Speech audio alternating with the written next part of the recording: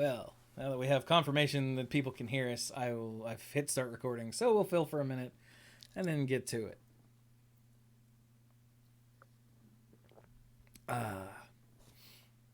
Mike, what's your favorite color of M&M? Um, Too late. Brian, what's your favorite color M&M? The new purple one? What?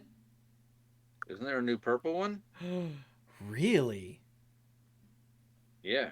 But if I'm being serious, blue. Because, I mean, come on. Dirk, what's your favorite color M&M? Red. blue. Okay, I think mine was going to be green, maybe. of course it would be green.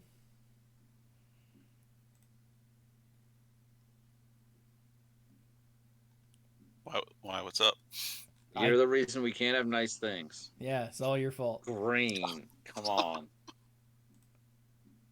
Apparently, purple was available from August 2022 through the end of the year. What? Why is it written in past tense when it's not the end of the year yet? They the are com- already accounting for the fact that it'll be gone. I guess. Or, this article was written in the future and you're just getting it now. That Through could some be. sort of wormhole instead. It says purple was available from August 2022 until through the end of the year, but the company ultimately decided not to include it permanently. The blue M&M was introduced the same way in 1995, but that color stuck. This is on CBSNews.com. When was this What do written? they know that we don't? This was written Oh, 10 days ago. What? You know that left-wing media always, something. They're in the pocket of Mars or something.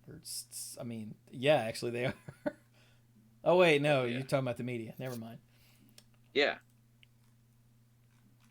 Anyway, that's enough filling.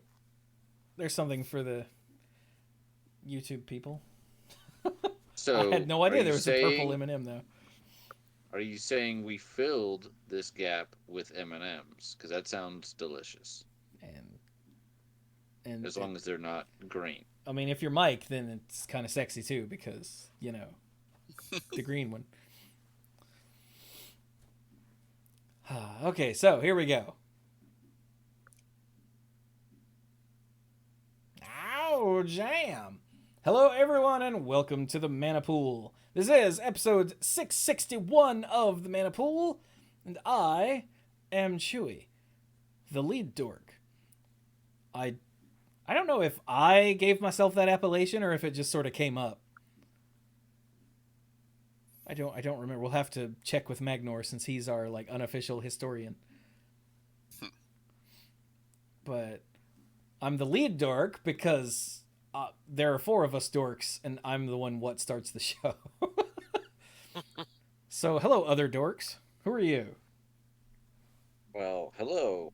I'm going to introduce myself as Brian, the lead rambler and tangent master of the group. But if Chewy says that he's not sure where he got that title from, maybe I'm Chewy. What? No, I know where the name came from. I don't know where the title came from. This is funnier. Maybe not. Maybe I'm Mike, in which case I'd start talking now. Okay. I'll go ahead and do that. I'm Mike. I'm the rules guy and the game lore guy. And I'd be surprised if... Well, maybe I wouldn't be surprised if someone else gave you that. Maybe you were trying to come up with something. I get the feeling like the titles just came up organically one day when we were all just signing on. But then again, I don't know because I wasn't part of the show at the very, very beginning. Yeah, you missed a couple episodes. Mm-hmm. Yeah. And here we are, 661 episodes, not to mention how many, just chatting or whatever later. But, those first 5 episodes, man, if you weren't in that, you weren't OG.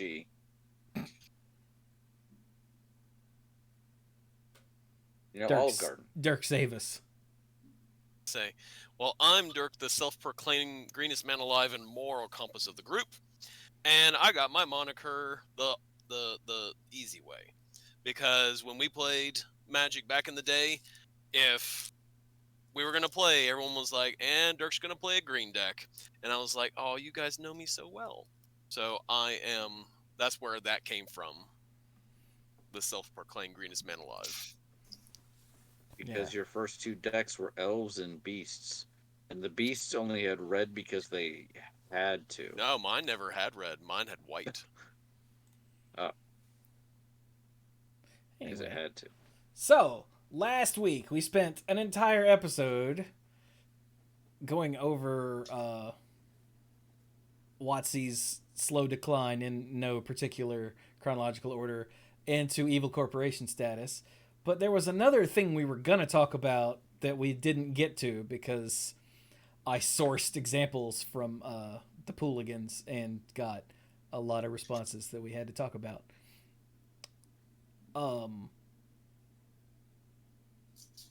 Yeah, and I was really afraid that that episode was going to alienate people, but like the day it released, we got a really nice long email, like positive email response. And like we don't get email anymore. Did you guys send us an email thing? Yeah, right? Did you guys actually read that? I did. I did, yeah. Okay, good. Yep. I sent a text message to him like, "Holy crap, we got positive email feedback about that episode," and nobody responded at all. Not even with "Oh, I'll read that later." Nothing. So I was like, "Okay." Did they still get the emails? I got it. It was very nice. And then you responded, so good job. Yeah. So yeah, thank you. Crap, what was it? Andrew for that. And actually, the only feedback we've gotten from it has been positive, which has been awesome. So I'm glad that we were able to get some of that stuff that's rolling around in people's heads out into the world. Not that it's gonna make any difference, to Wizards of the Coast, but we still have to call these things out when we see them. Yep. But the other thing we were gonna talk about. Oh wait, were you gonna say more about that? I was just gonna say that the more I have heard about this, the more the response has been, especially to the latest situation, has been very much in line with what we said. Which, and that's fine. I'm not saying like we have to go along with everybody else. We have opinions. We may differ from everybody else, but it's interesting to me how almost universal the response has been. But we'll see. Anyway, sorry. Please continue. Indeed, we will see. So, yeah. The other thing we were going to talk about was the different levels of how to engage with magic. But since we didn't get to that last week, I was like, why don't we just expand that to hobbies in general and not make it all about magic? I mean, we could make it all about magic and it would still apply to most hobbies. So, but yeah. So we're going to do that. So let's see here. What are the different ways to engage with magic? Like Mike, you actually brought up a good point earlier with all of the stuff we talked about last week in the pre-show. Okay, yeah. Are you talking about something specific or just like the spectrum of up and down? Well, like the way you worded it in the pre-show was, dealing with all the stuff we talked about last week is this kind of. Okay, yes. Yeah. Yeah, the stuff we were talking about last week, to keep up with it all, you really have to be a completionist. And, that that doesn't just take a special kind of attitude. It takes a special kind of, life situation, have the resources for it. But there's things. Wallet. Yeah. there's ways all up and down the spectrum, from just like the passing interest all the way up to the completionist and everything in between.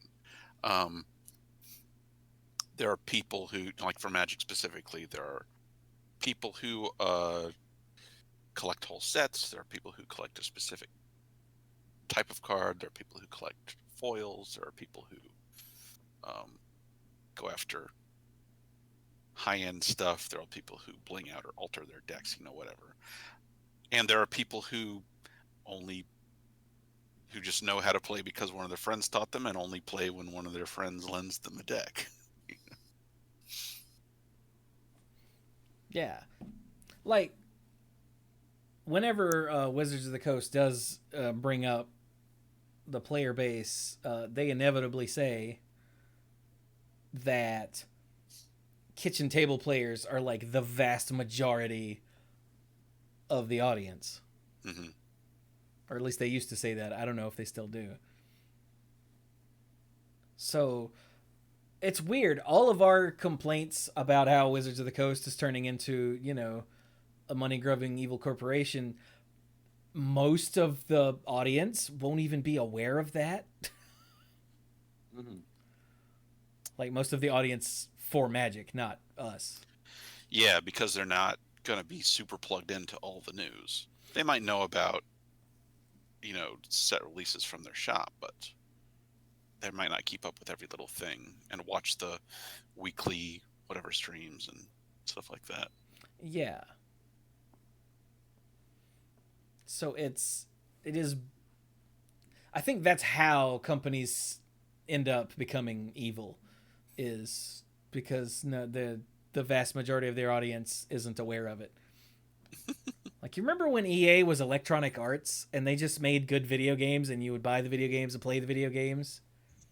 Yeah. And those were the days.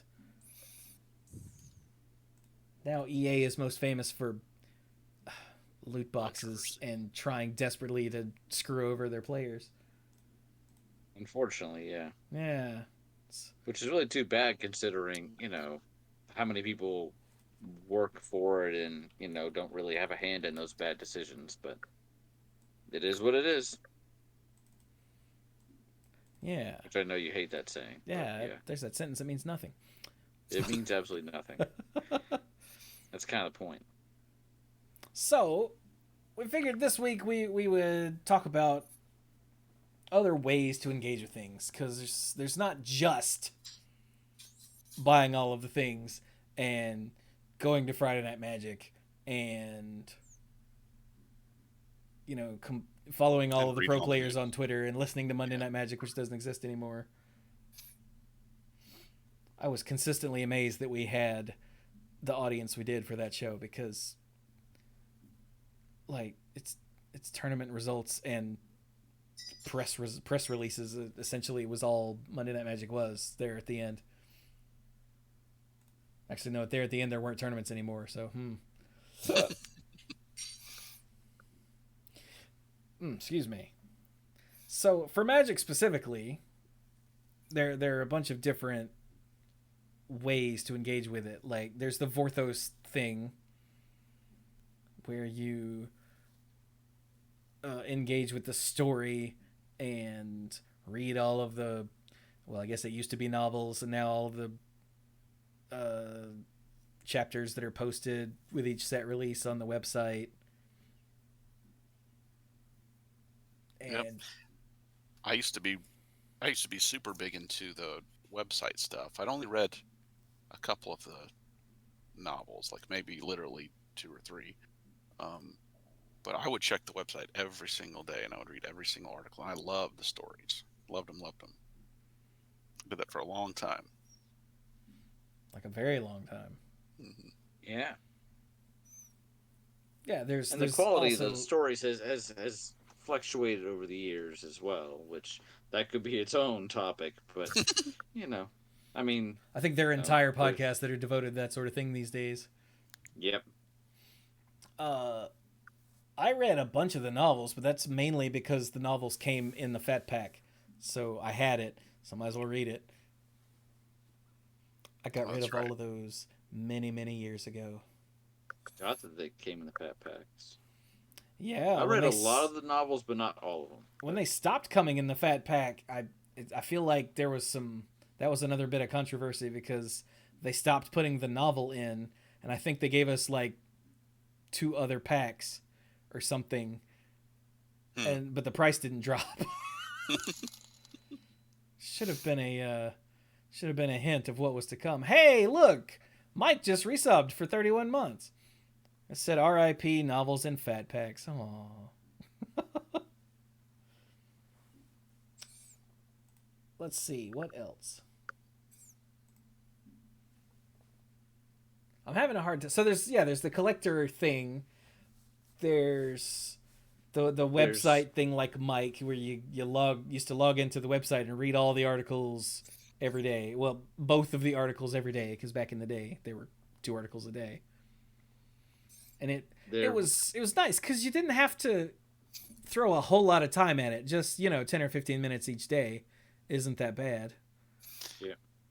Yeah, and it collected a lot of different stuff. Um, After a while, there'd be 2 main articles and then some extra side stuff on some days, depending on what was going on. And yeah, it collected a lot of different types of content. There's your usual Mark Rosewater thing on Monday talking about stuff, but they would also have tournament reports and deck advice and stuff about limited and people talking about testing and all kinds of things. After the content there dropped off, I think that's when my following of it also started to drop off a little bit, because then, there just wasn't as much to see, and I didn't have time to go all over the internet to, get stuff elsewhere. Hmm. Yeah, as I know Clues what you used to mean. say, if only there was some kind of central location that Wizards of the Coast had where they could put all of this information instead of spreading it out all over the internet, Yeah. like a mothership. Dare to dream. Yeah, That's another episode in and of itself. I never did understand why it is that they stopped putting stuff on the website and started just sourcing out stuff from all over the internet, and I guess it was because effort. Yeah, I mean, like Yeah, if it's every easier, it's cheaper to manage.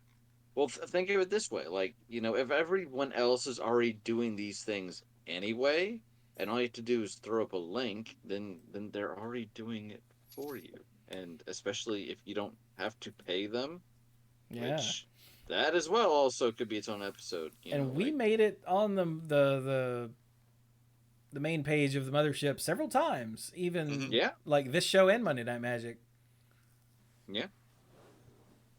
and it was always really neat. And then until you realize, oh, I mean, that does get more eyes on your stuff, but that also is where Wizards is just using you to fill space on their website because they don't do that anymore. Huh. Hmm. But I mean, they still have some stuff on there, and luckily now they have gone back to doing more of the story on the website, which is somewhat better quality than some of the novels they had put out. The whole debacle with the War of the Spark, and especially the follow-up War of the Spark novel. Ooh, ooh. So, but so, but before we get too far afield, so some people come for the kitchen table, some people come for the Vorthoses, and the lore and all that.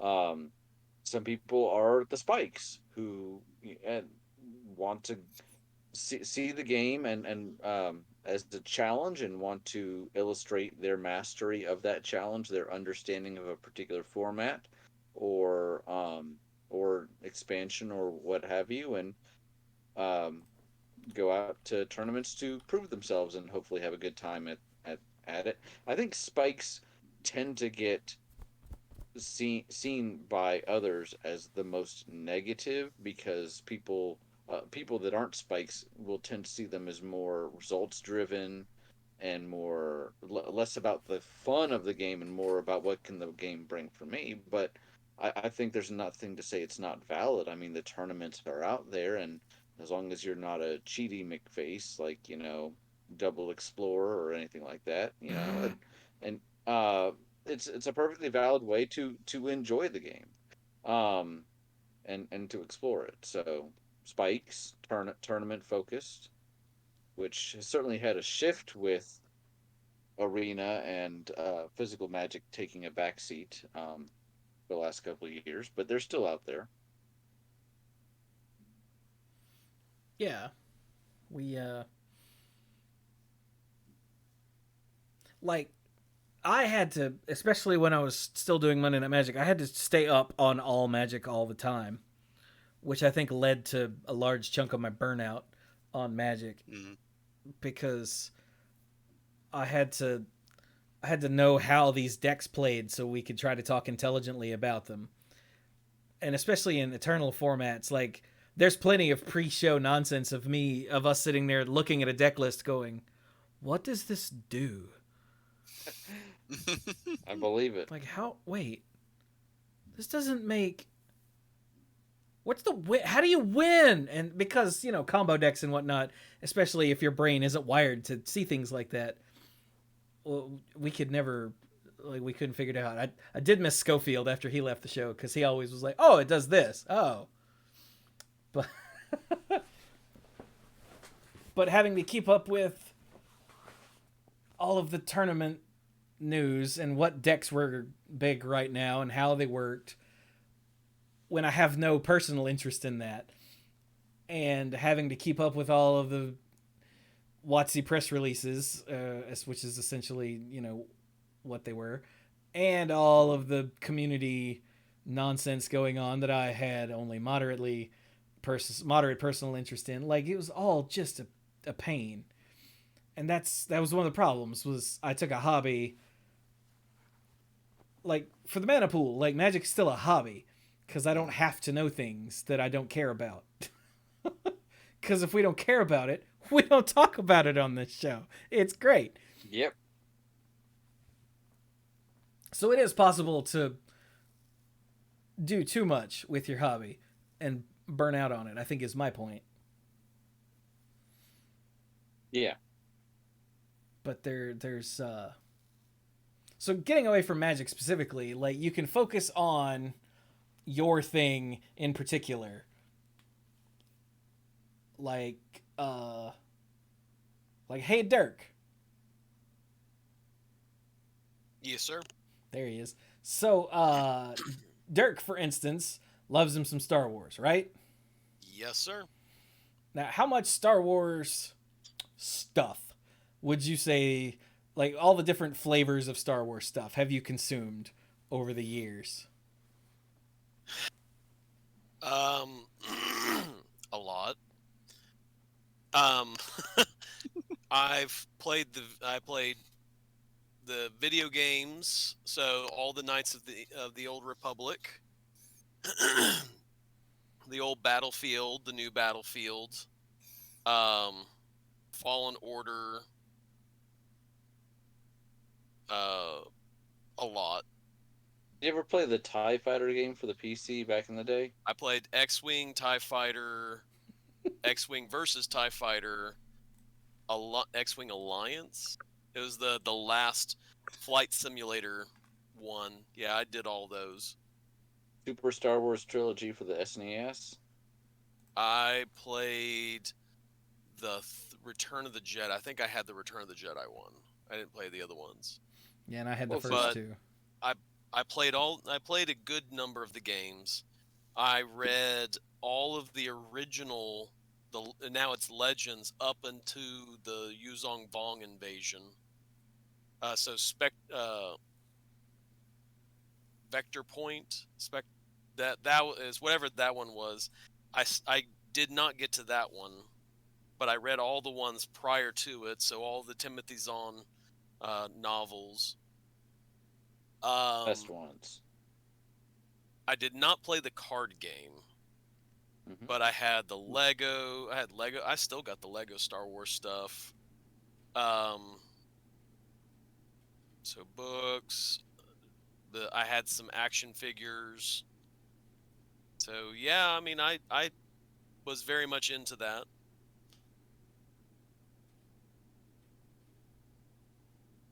What's the question again? Let's see. What about shows? Did you watch any of the shows? Oh, I still watch the shows. The Disney Plus stuff has been nice. Um, Before Disney bought George Lucas and all the Star Wars franchise stuff, I would go on Amazon and I bought all of the Clone Wars stuff and the Star Wars Rebel stuff. Um, so I've got all that on my Amazon because I didn't have cable, so I couldn't watch um, the Star Wars stuff on Disney whenever it was running. So I had to buy it the entire season when it came out, and I would just binge watch it. Even So, now, there are days when I still binge watch it. so not only do you still enjoy these shows, but you went out of your way to collect them before it was easy to do so. Yes. So that's some dedication right there. So, to uh to be the opposite point of Dirk's Star Wars thing, hey other dorks, how do you engage with Star Wars? I have seen all the movies. I have played several of the card games, including the inaugural one by Decipher, as well as they released two follow-ups. One that was based off of episode one, and then one that was a little more freeform. And then Wizards of the Coast, after they got the license to it, made a Star Wars game that used a lot more dice, like a lot of dice. A I lot tried of that for dice. it used a ton. I tried that and I was like, okay, I've read some of the books, but not nearly as many as Dirk. Not nearly as many as Dirk. Um, but that's about it. And I realize I'm listing lots of stuff, but games are one of my main hobbies, especially card games. Beyond the card games, I've seen the movies and read some of the books. I have not really, and I have seen Rebels. I started Clone Wars and made it like 3 episodes in, and have not picked it up again. Um, but I have not engaged with it beyond that. I have not read any of the comic books, either the old ones or the new ones. I actually never played KOTOR. Not Didn't try to avoid it, just didn't Hmm. really play it. Um, Consoles for life, I don't know. I just never got That around was to it. you. Only I've way only you could heard play good is if you had things. an Xbox. So Ah, that's part of the problem. So, okay. But I enjoy the franchise, but I don't have any posters or anything. I'm not. I would say, and I know there's no such thing as these rankings. I'm sure someone somewhere would be like, I'm more devoted than you. I would put myself as a fan, but not like a follower. Well, or whichever's lower. I have an interest in Star Wars. I know a decent amount of it, and certainly there are people that know a lot less than me. But I don't like get the newest thing every time. Oh, look, this has a lightsaber on it. I gotta get it. So, how yeah, about you, Mike? Mike, I've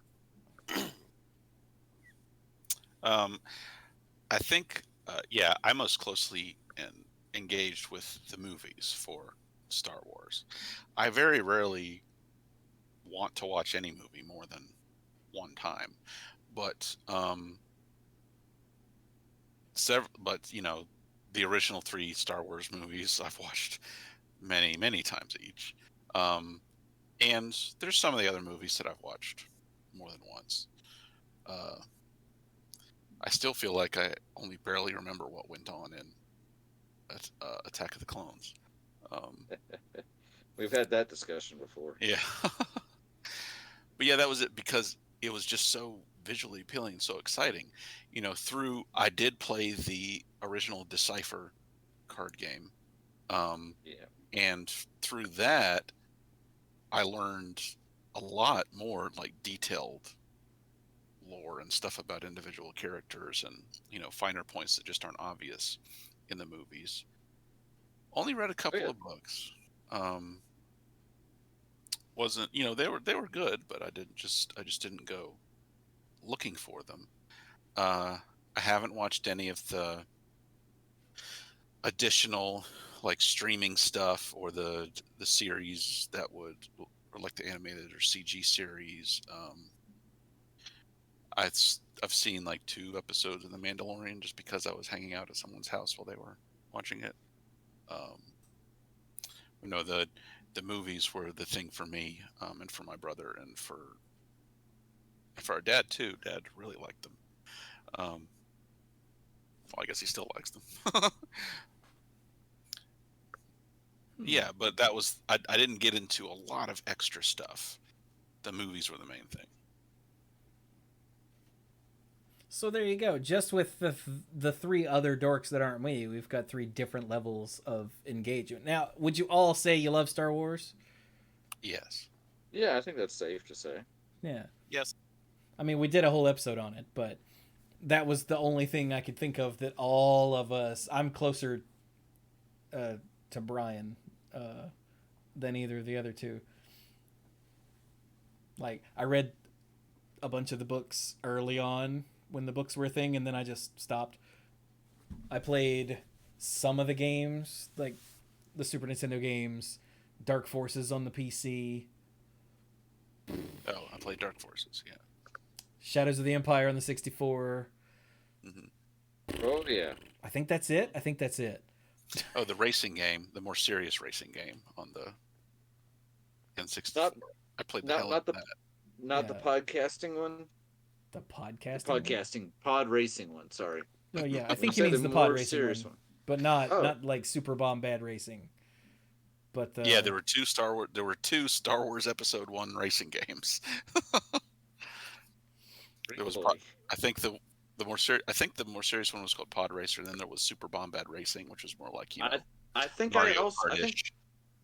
I think I rented the more serious pod racing one, Hmm. and I couldn't figure out how to keep my pod racer on the dang road, and It gets difficult, and there are some tracks where there's just there's so many effects going on in the background, and you're moving so quickly that the game starts to chug. Like even if you have the the memory expansion pack in there, all right, it starts to, yeah. we're getting a little too zeroed in on Star Wars video games here. it's just back, yo. So Yeah, but yeah, kind of like how we got too zeroed in on quality of Magic Story earlier. Yeah. Stark points out, I do still have to admit, it's funny that the nice Star Wars fanatic on the podcast is not the dude named Chewie. It's correct. Yeah. That is a little weird, and I have a cardboard Chewbacca standing behind me. Hey, buddy. And a whole mess of stuffed Chewies that I did not buy any of those. So. Yeah, I forgot to mention I had a good amount of the old Dark Horse comic books for Star Wars. So See? all the Knights of the Old Republic and all that. So, yeah, like nowadays, like I watch the movies obviously, and I watch the shows because they're on Disney Plus, and I have Disney Plus, so I might as well watch them. I haven't watched Andor yet. I keep forgetting that it's a thing, so I need to go watch that. But yeah, so I'm closer to Brian than the other two, but Mike and Dirk are a nice, like the two extremes. Like Mike watches the movies and has messed with some of the other stuff a bit, and that's about it. Whereas Dirk is into, oh, it says Star Wars, give me that. I'll look at it. There's another kind of there's something even more extreme towards like casual interests, and I would get, this is fresh in my mind since the Warhammer 40,000 stuff for Magic came out recently, but it's a hobby where you're interested, and you're really eager to read about things when you happen to stumble upon it, but otherwise you just don't pursue or engage at all. Like I would characterize my interest in Warhammer 40,000 that way. I think it's really cool, and when I was in middle school and high school, I had friends who would play it, And sometimes I would go hang out with them and just watch them play matches against each other. Sometimes I would borrow source books just to read stuff, just because it was really neat. But I didn't spend a single red cent on Warhammer 40K. I might have played a few turns of one game with just someone walking me through it. And even now, yeah, this getting the commander decks right now is like the first money I've ever spent on anything 40K related ever since I first found out about it, even though I've been interested in it for decades. Huh. Yeah, it's true. You don't actually have to engage in the hobby to be interested in, like, the hobby itself, to be interested in it. Yeah. Yeah, Yeah. that's a good point. And Mike just gave us a brilliant example of that. I understand it, and I'm that way about a couple things. When I find, and this is just me personally, when my interest reaches a certain threshold, I feel like I really need to then dig into it. And what inevitably happens is I try it for a while, I go like, huh, that's neat, and then at some point I move on to something else. I don't tend to have any aside from magic. I haven't had any hobbies that I have done for multiple years. I mean, video games is one thing, but video games, that's like saying food, because there's so many different flavors. There's so many different games. But a specific hobby like magic, and I don't think I would still be interested in it if it wasn't a game that, by the way it works, reinvents itself. Now, like chess, I know how to play chess. Every now and then I'm like, ooh, yeah. And when Sam was a little younger and I was teaching her to play, I kind of got on the kick again. And then after a while, I put it down and I don't think about it. And it feels very cyclical. So, but when in the situation Mike is talking about, it is possible for me to learn about something and be like, okay, that's kind of cool without jumping in. But I find that I have a fairly low threshold where if it seems at all interesting to me, I'll probably give it a shot at some point, unless there's some sort of barrier to entry. For example, no matter how much I think Polo might be interested, spoiler alert, I'm not really looking for that, but whatever. I don't have a horse, so and I'm not looking to get a horse or borrow, or rent a horse. I don't know, but Steal? yeah, but like a new the classic example for me is a new card game comes out, and if I have no interest in it, I'm probably not going to care. But something like there was the Force of Will game that came out a couple years ago, and the more I heard about it, the more I thought it was interesting. So then I was looking for starter decks. Well, that's not enough. I also want some boosters because I want to customize, and I didn't let myself get in too deep. But if I was really interested in it, I don't sit on the sidelines for very long. I try to, dig in myself and see what it's like. And I'm just talking about my experience personally, the type of gamer that I am. I think that definitely there are people, as Mike said, that are perfectly content to, oh, this seems really cool. Maybe it's not, maybe the whole experience isn't for me, but there are ways to get involved, sort of buying it. Sorry, I just glanced at chat. And Stark says, Skyrim has taught me that stealing a horse is easy, because it is also its own getaway vehicle. I have never played Skyrim. I'm like the only guy on the planet that's never played Skyrim, but I still find that funny. So, start bringing up Skyrim actually makes me realize something. I'm a huge Elder Scrolls lore junkie. Huh. Like, I am fascinated. Skyrim specifically, because it's the one game that I in the series that I've played. And like I have no interest in going back and playing the older games. I will die before I hop into Elder Scrolls Online. That sounds miserable, but that's just my take on MMOs in general. But when Elder Scrolls 6 comes out, let me rephrase that. If Elder Scrolls 6 ever comes out, Then, in 6-8 months when a bunch of patches have finally fixed the problems, I'll probably get it and start playing it. Because just there's so much information packed into the Elder Scrolls games and the way things work and all, like the history of the world and how all the different races of things ended up the way they are, or like the Dwemer who just up and vanished. And yeah, but other than a planning to do a VR Skyrim thing, either for stream or for YouTube, probably not for stream, probably just for YouTube, in the future, like I don't go in and play Skyrim just because, like, that's not a thing I do. I've already played through Skyrim twice. Once on the 360 back in the day, and then once on stream during the lockdowns and whatnot is when I was doing that. I don't actually remember. But yeah. That's one of the, like, I am deep in Skyrim lore. Like, I am dying to know what happened to the Dwemer and why they turned the snow elves into the creepy goblin Falmer things that they are now. And things like that. Like, the whole thing is just fascinating.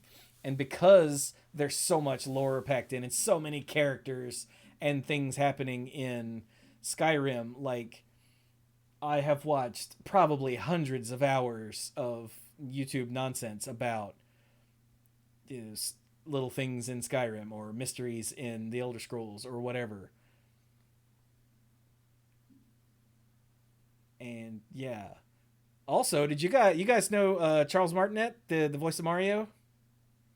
Oh, mm-hmm. He was the voice of Paarthurnax in Skyrim, who is a dragon that's up on top of a mountain. And who talks like this? Anyway, just throwing that in there.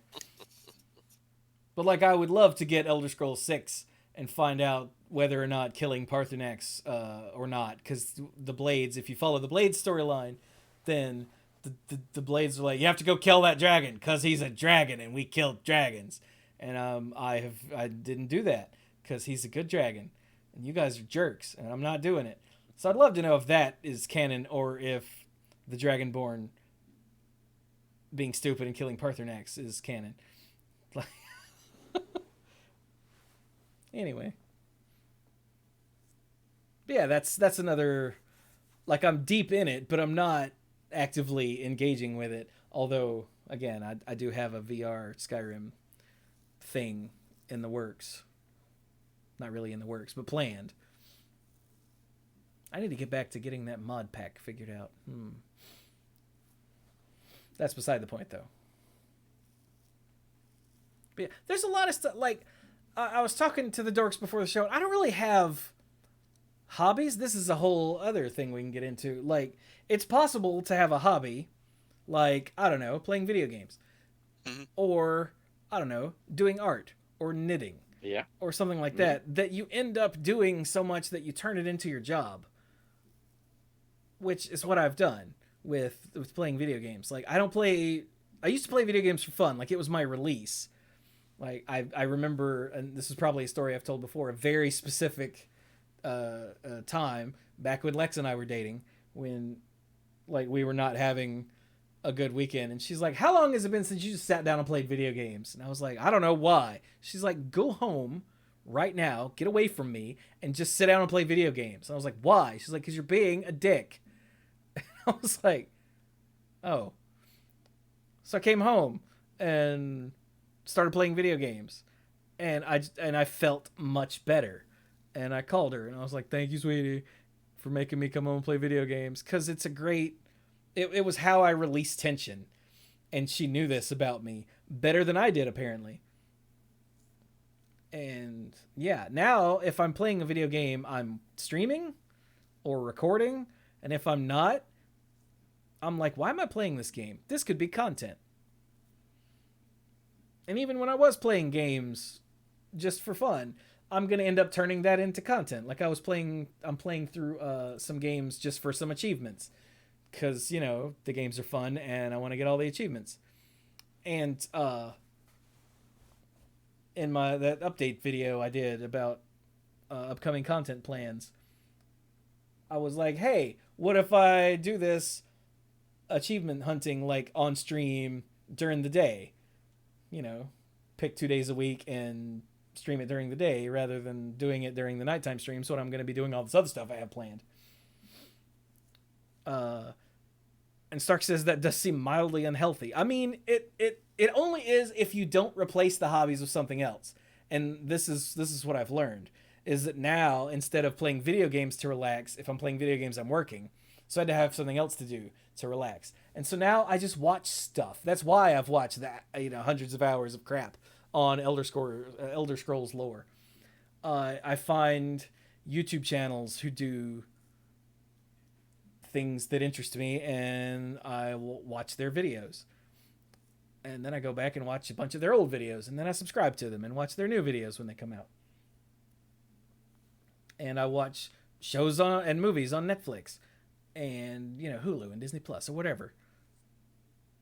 And all the stuff that not all the stuff that everyone's talking about, because then I'd have watched Game of Thrones, and no.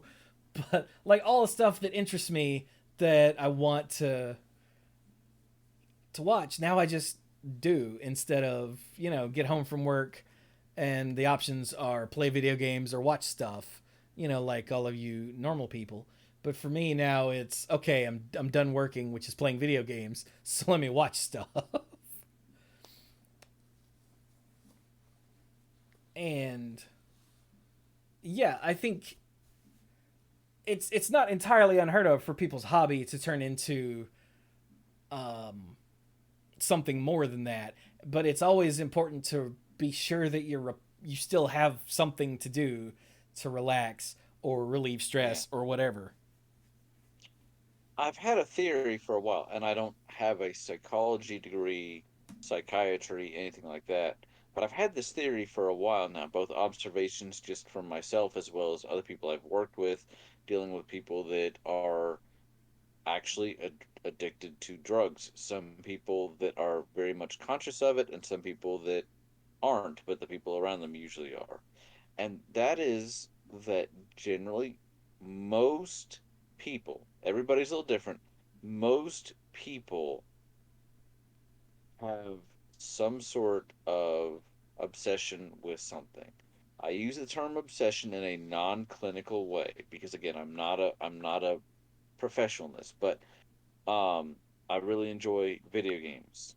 Games of all different stripes. Some people are really into sports, for example. Some people are really into um, politics. God help them, but no, we need some at least. Um, some people, sex or drugs or other things, and almost any one of these, including yes, the games, can be unhealthy. And it's really a question of not do you have this interest, but it's how far are you willing to take this? Because I think anyone that does not have an interest in anything like that at all, does not express an interest in something that they enjoy doing for whatever reason, whether it's healthy or unhealthy, is probably denying themselves, or honestly probably somewhat unfulfilled. If you really feel like you don't have anything that you're interested in, that I think is a sign of a bigger issue. Yeah. Um, so when somebody says, "Oh, this person plays too many video games," I'm like, "Yeah, but what are they?" I feel like instead of focusing on that person, I think turn to yourself and be like, "Well, what are you interested in?" And I think the difference between what we accept and as okay, you're allowed to be obsessed with that versus what you're not, is really defined by society in some respects. Oh, it's perfectly fine um, for Uncle Bob to know every lineup of every team in the NFL and to know what their scores are. That's fine. But, Timmy, knowing how to play all the Call of Duties and the mods for them and all that, that's not good. Um, and I think that's more of a societal, like, oh, we want this versus that. And of course, something like controlled substances, yeah, there's other reasons why people get involved with that. My point is more that everyone has something that they have the potential to become obsessed with, and where's that line between, you know, healthy obsession, which can be a thing, and then unhealthy. And it takes a turn when, like you said, when your interest in that shifts from a a release to a work setting. And I think that can change it. And if you, like you said, if you don't then have a release, if you don't have something else to show an interest in, again, possibly obsess, I use that term quite liberally here, then, and all you are left with is work, then that's not healthy either, right? So I just kind of agree. expounding on what you were saying. But Yeah. I, I guess the too long don't read version of what I just said is basically everyone has the capacity for that sort of thing, whether you realize it or not. So And if you back when we don't, started then the podcast, I was working at a place, and like they some of the sales guys, I was in the I not IT, but I built DVRs for security systems, right?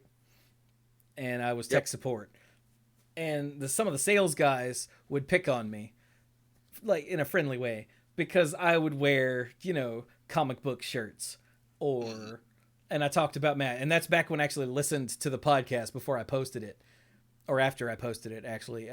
So I would be sitting there building DVRs, listening to myself talk at me, because I used to listen to the show at Mm-hmm. 1x speed every week. I don't know what in God's name was wrong with me, but but yeah, the sales guys would pick on me, but then like one of them took it too far one day, and I snapped at him, and one of the like the sales manager stepped in, and he was like, "Look, you're a nerd." I'm like, "Yeah." He's like, "But they're nerds too. They're just nerds about things that aren't considered nerdy." He's like, "I'm a nerd," and he was. John was a car nerd. He was all about cars. Um, Brandon was a football nerd. Like, he was an Eagles fan because he's from Philly, so he's an idiot. But but he was all about football. He's a giant football nerd, and he had some other interest too, but I don't remember now. But it doesn't matter. And then Mark, oh hi Mark, who was sort of the biggest asshole of the group. He was into guns. Like, he always had a tab up of what he called gun porn, which was guns with attachments and whatnot. And he's a gun nerd, but he did Revolutionary War reenactments. Hmm. So he would like dress up in costumes with old ass muskets and go out and fake shoot people. And I'm like, and you're calling me a nerd? And yeah, like, we're all nerds about something.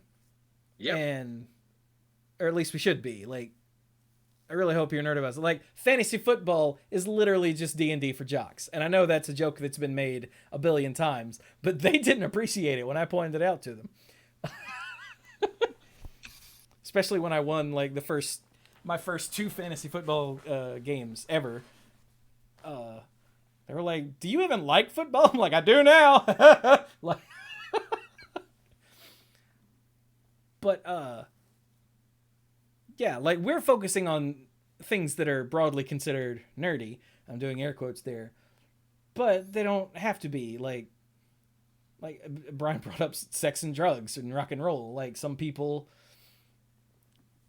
uh, really dig like going out and trying new craft beers, which I'm sure Mike It's a is thing. making is nodding to himself. Uh, Oh, not into the craft beers, huh? so many of them are IPAs, and it's just like, ugh. And IPAs are disgusting. You're correct. They must be the easiest to make, right? That's got to be it. I don't know. Or maybe it's a beer snob thing. I don't know. Or some people go to concerts all the time. And I'm sure Mike isn't actually nodding at this one. And, some people are into cars. Some people are into porn. Some people are into. Wait, did I say that? Some people are into gun porn. That's what I meant. Uh, Sure. yeah, totally. I think I've lost the thread here, but wearing a football jersey is just football cosplay. Yeah, like Bogart said. Yeah, right? Yeah, Brandon would come in with his oh god, who was on his jersey? I can't remember, but every time the Eagles had a game uh on Sunday, he would wear his Eagles jersey on Friday. And we would just look at him. I came in. Remember back when they killed Captain America briefly? I came in. I had a little Captain America pin, and I put it on my shirt. And they were like, "What's that for?" I'm like, "Dude, they're gonna kill Captain America." He's like, he's not real, right? I'm like, you wearing that jersey doesn't make a difference to the Eagles, right? Like, hey, Pinball Witch with the 61-month resub. Thank you. Cool. Was it? It might have been McNabb. I feel like it was a wide receiver of some sort. Eh. But anyway, yeah. Like when I worked there, I was on the fantasy football league, and I would rigorously study every week and adjust my lineup, and then even watch some football games because I do enjoy football when I watch it, but I very rarely watch it. And yeah, that was how I engaged with football for those couple of years. And I think the year after, I think I joined the league the year after I left too. But like I didn't like if the Steelers lost, I did not have a bad week. But if the Eagles lost, Brandon had a bad week. Like he was just not happy the whole week because that was his thing. Excuse me. I guess if the Steelers lost to the Browns, I would have a bad week because John was a Browns fan, so I would have to hear it all week. Luckily, they never lost to the Browns while I worked there, but but yeah, that's how I engaged with football was through the fantasy football league. Like this year, I went home and hung out with the old man, mom and the old man during the first two games of the season and watched the Steelers win one and lose one. I think they've lost all of them since then. But I don't like keep track. The old man will tell me about it. Oh yeah, they lost again. Bunch of losers. I'm like, oh okay.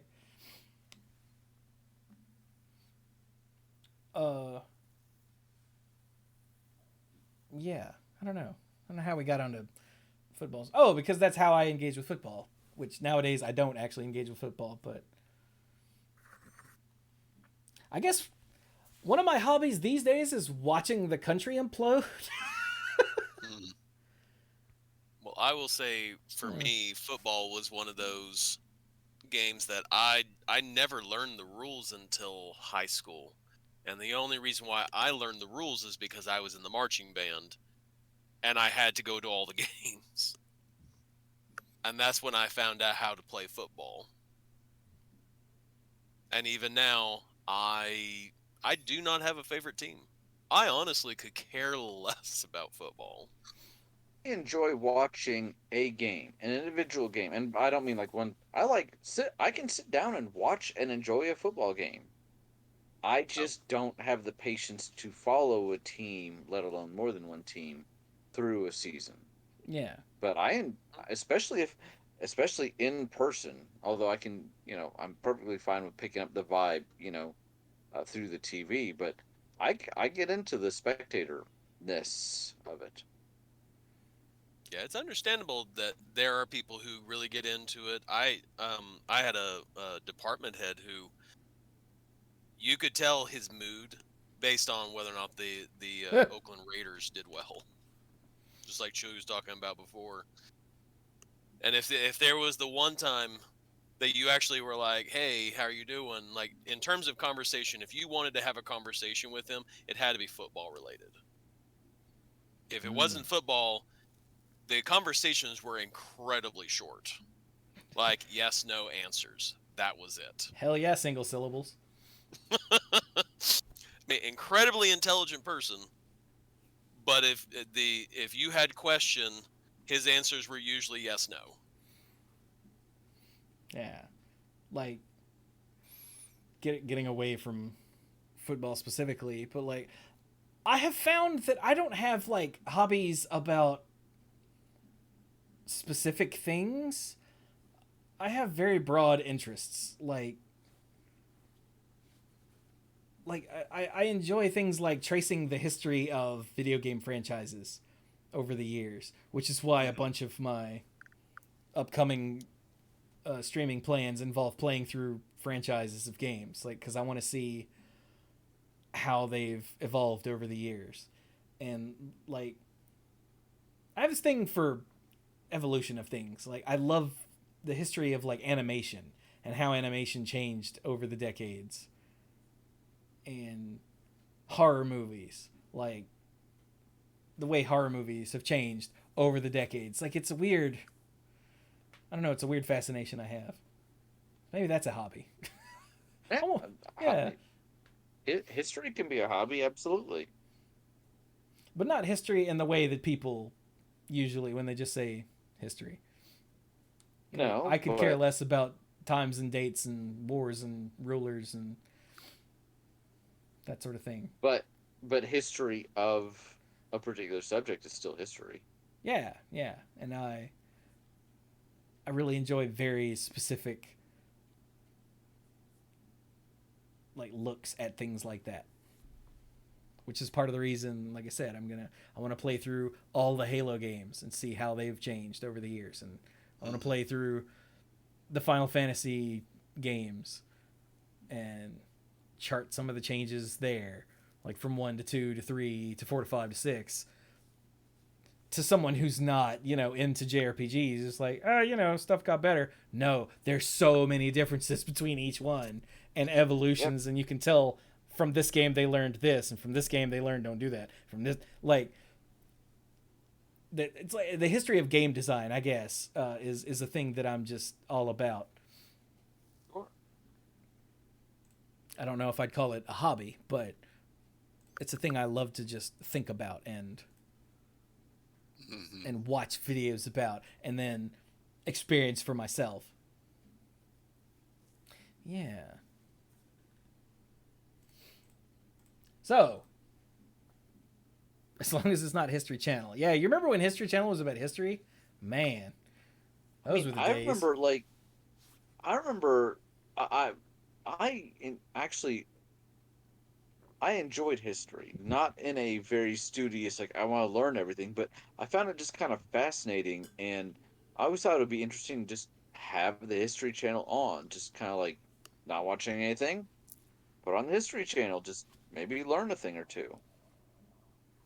Sounds incredibly dorky of me to say, but I mean, that's the vast majority of what I do on YouTube these days is, maybe I'll learn a thing or two. Like, there you go. Amanda looks like whenever we're on YouTube, like trying to find something to watch, she'll just be looking at my subscription list going, what is wrong with you? It's like I have many varied interests across all things. Like I'm subscribed to science channels and like New Frame Plus for video game animation and a bunch of video essayists who talk about, let's see, horror movies, movies in general, specific flavors of video games, several channels that are devoted to video game design, random nonsense channel, the slow mo guys. Like, I'm subscribed to just a ridiculous swath of stuff that is completely unsimilar to anything else on the subscription feed. It's a trip, and I dig that about YouTube.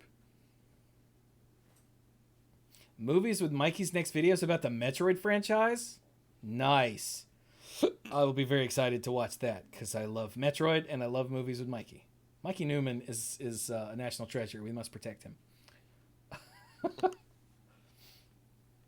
So, there is the darker side of these hobbies. And this is a thing that especially applies to Magic, I've noticed. And that's when you let your hobby define you.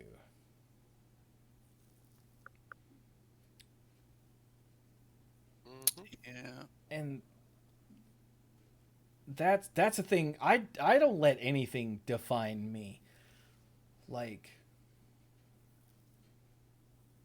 I just that is so alien to me, of defining myself by something else. Like, yes, I am a podcaster, but that's not who I am. That's what I do. Like, I'm a content creator. That's not who I am. That's what I do. Like, I don't know. But Magic players, I've noticed, at least the more hardcore ones, are Magic players. And they are neck deep in it, and that is who they are. And that concerns me, because you are more than just a Magic player. Or at least you probably should be. Oh, and Pinball brings up capital G gamers, TM. Yeah, them too. Yeah. Well, I think that it kind of depends on how you're coming at it. Like, if you're a person who is making a career out of being a a gamer, like somebody who is playing Dota Championship, and like they're spending so much time that this is how they make their money, this is their living, there is that level of competition where you're competitive for it. That is your job. But there's a difference between, I am so fanatical about this, even though I'm not a super active part like a competitor, but you're like such a fan that you are like in your face about it. That is toxic. That is a little more than what you need to be doing. Although that itself, like, I think that's an important distinction that we can draw here. Notice that Chewie was saying that these people defined themselves this way, whereas Dirk immediately went toward, but what if it's your profession? And I think there's a very important thing to remember here. How many people define themselves by their profession? I'd wager a lot of people, but not everybody. And someone that feels like they really, someone maybe that works at McDonald's probably does not want to feel like, yes, this is who I am and what I do. But it is at least part of what you do, right? So what I'm trying to say is not everybody defines themselves by their job, but some people feel like it is kind of core to their identity. Not everybody, but some people do feel that way. And where do you draw that line? Where do you make that distinction? And part of that may be, whether or not you're satisfied with your job, but if you're still at that job, is it not part of who you are? But does it define you? Because what Chewy and Mike were saying, don't let something like that necessarily define you. As Chewy specifically said, you're a Magic player and whatever. I'm a lawyer and I'm a father and I really enjoy Magic and I play a whole bunch of mobile games and. So Yeah. Yeah. And oh, go It ahead. can it can sneak up on you, depending on how interested you are in it and how you engage with it. Even if you don't intend to do that, you can end up with some of that. Like, I'll say, after after Ashley moved into the apartment here, we just needed more space, and I had years and years of just accumulated stuff that was making that a problem.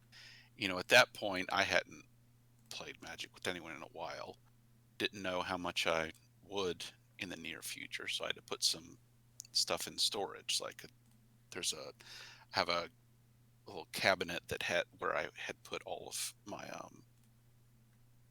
my commons and a big portion of my uncommons, and card in boxes, just to have them in a nice organized place out of the way so they weren't all over the floor. But that was one of the things that I just needed to take and move into a storage room, just so that we'd have more room here. And picking up that stuff and putting it away, like somewhere, not here, out of sight, it hit me suddenly, because I realized, this hobby had become a big part of it, had become bound up in my identity and how I saw myself. And it hurt. It hurt pretty bad, going through that and realizing what was going on and wondering what it meant. I didn't intend to do that, but I thought back and it's like, well, yeah, I mean, that's just how I spent a lot of my time. Yeah. There was a period of time where, if there was a pre-release event on a weekend or a launch event, I might be at the card shop like 4 days a week, between drafting on Wednesday and doing Friday Night Magic and doing pre-release events on Saturday and Sunday. I'd been, we've been doing this show once a week, almost every week, for years and years and years. I would visit the website every day and read about stuff, and think about things, and brew decks, and collect cards, and all kinds of things. So, and it really caught me off guard when I realized that it had become part of me without me intending it to be that way. And that's sort of how I was with World of Warcraft. Mm. I would play that all the time, and there was a point where I was dating, and the other person, wanted to hang out, and they wanted to do this, and I'm like, but I want to go play my game. And there were times when I would get a little, I was getting irritated with it. And it's not until the more, like, about a year or so ago, when I just realized that it was a job. Like, previously I had fun, but I'd say for the past, starting maybe about 4 years ago or so, I realized that it was a job.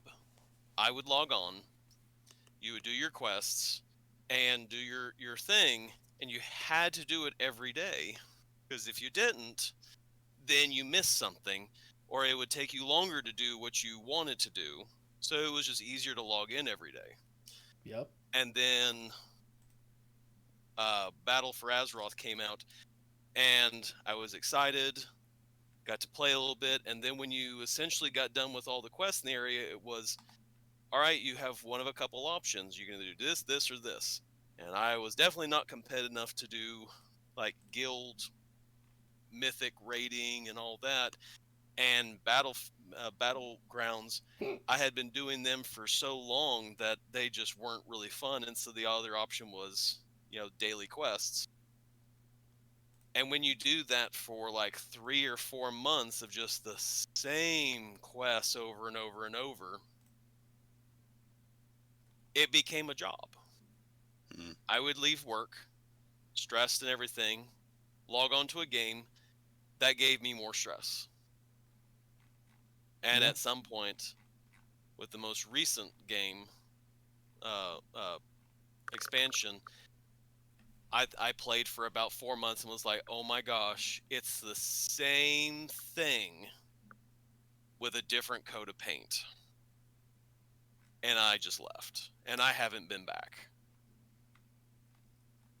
even when there are those times when it's like, hey, free weekends, you can play, you get a week free on us. I have not gone back. So, Dirk has segued us into another thing I was gonna talk about, which is disengaging from a hobby when it becomes problematic or not worth it or whatever. And I had two examples from recent times. So, and I think I talked about one of these last week on the show, but like, so I was all about some of the Blizzard games, right? I got into Hearthstone hard. I played Heroes of the Storm with Gothic all the time. I played Overwatch with the Overwatch crew all the time. Was that it? Was it just the 3 games? I feel like I'm missing something. I never got into StarCraft or Diablo. Or anything Warcraft related that wasn't Hearthstone. So yeah, maybe it was just those 3. But like, they were things I did all the time. And like the Overwatch crew sort of fell apart, as gaming groups tend to do from time to time. And then all of the stuff about Blizzard and all of the harassment and the cover-ups and all of that came out, and I went, and I started to realize I was only playing all these Blizzard games because I played all these Blizzard games. Like, Gothic and I, we didn't have fun playing Heroes of the Storm. We just did it because it was something we could do together and shoot the breeze, Playing Overwatch by yourself, at least for me, was a miserable thing. But because, hey, those skins are going away in a week, we got to grind to get more loot boxes so I don't have to give them money so I can get all the skins. Oh, yeah. That's not... FOMO. Yeah, that's not healthy. And then Hearthstone especially, I realized that for like the last 2 expansions, I hadn't had any fun. I was just playing to be playing because it was a thing I could stream sometimes, and I was trying to get to Legend still, which I never did. And all the time that I played Hearthstone, I never got to Legend. I got to within 2 games of Legend and then would get knocked back down. I don't understand these people who are like, the game doesn't begin until you hit Legend. I just don't have the time to play the game that much. So, yeah, I guess I'm not hardcore. But, I played Hearthstone a lot, and I thought about Hearthstone a lot, and I watched a bunch of Hearthstone YouTubers, like Regis Kilbin and Kibler and Trump, and not that one, and a couple, one, yeah, a couple others, and I was like, and I just stopped playing because I realized I don't play this game because I enjoy it. I play it because I play it. Like Dirk, you gotta log in every day and get your dailies, because if you miss any dailies, that's just gold you're leaving on the table. Oh yeah, and Firebat.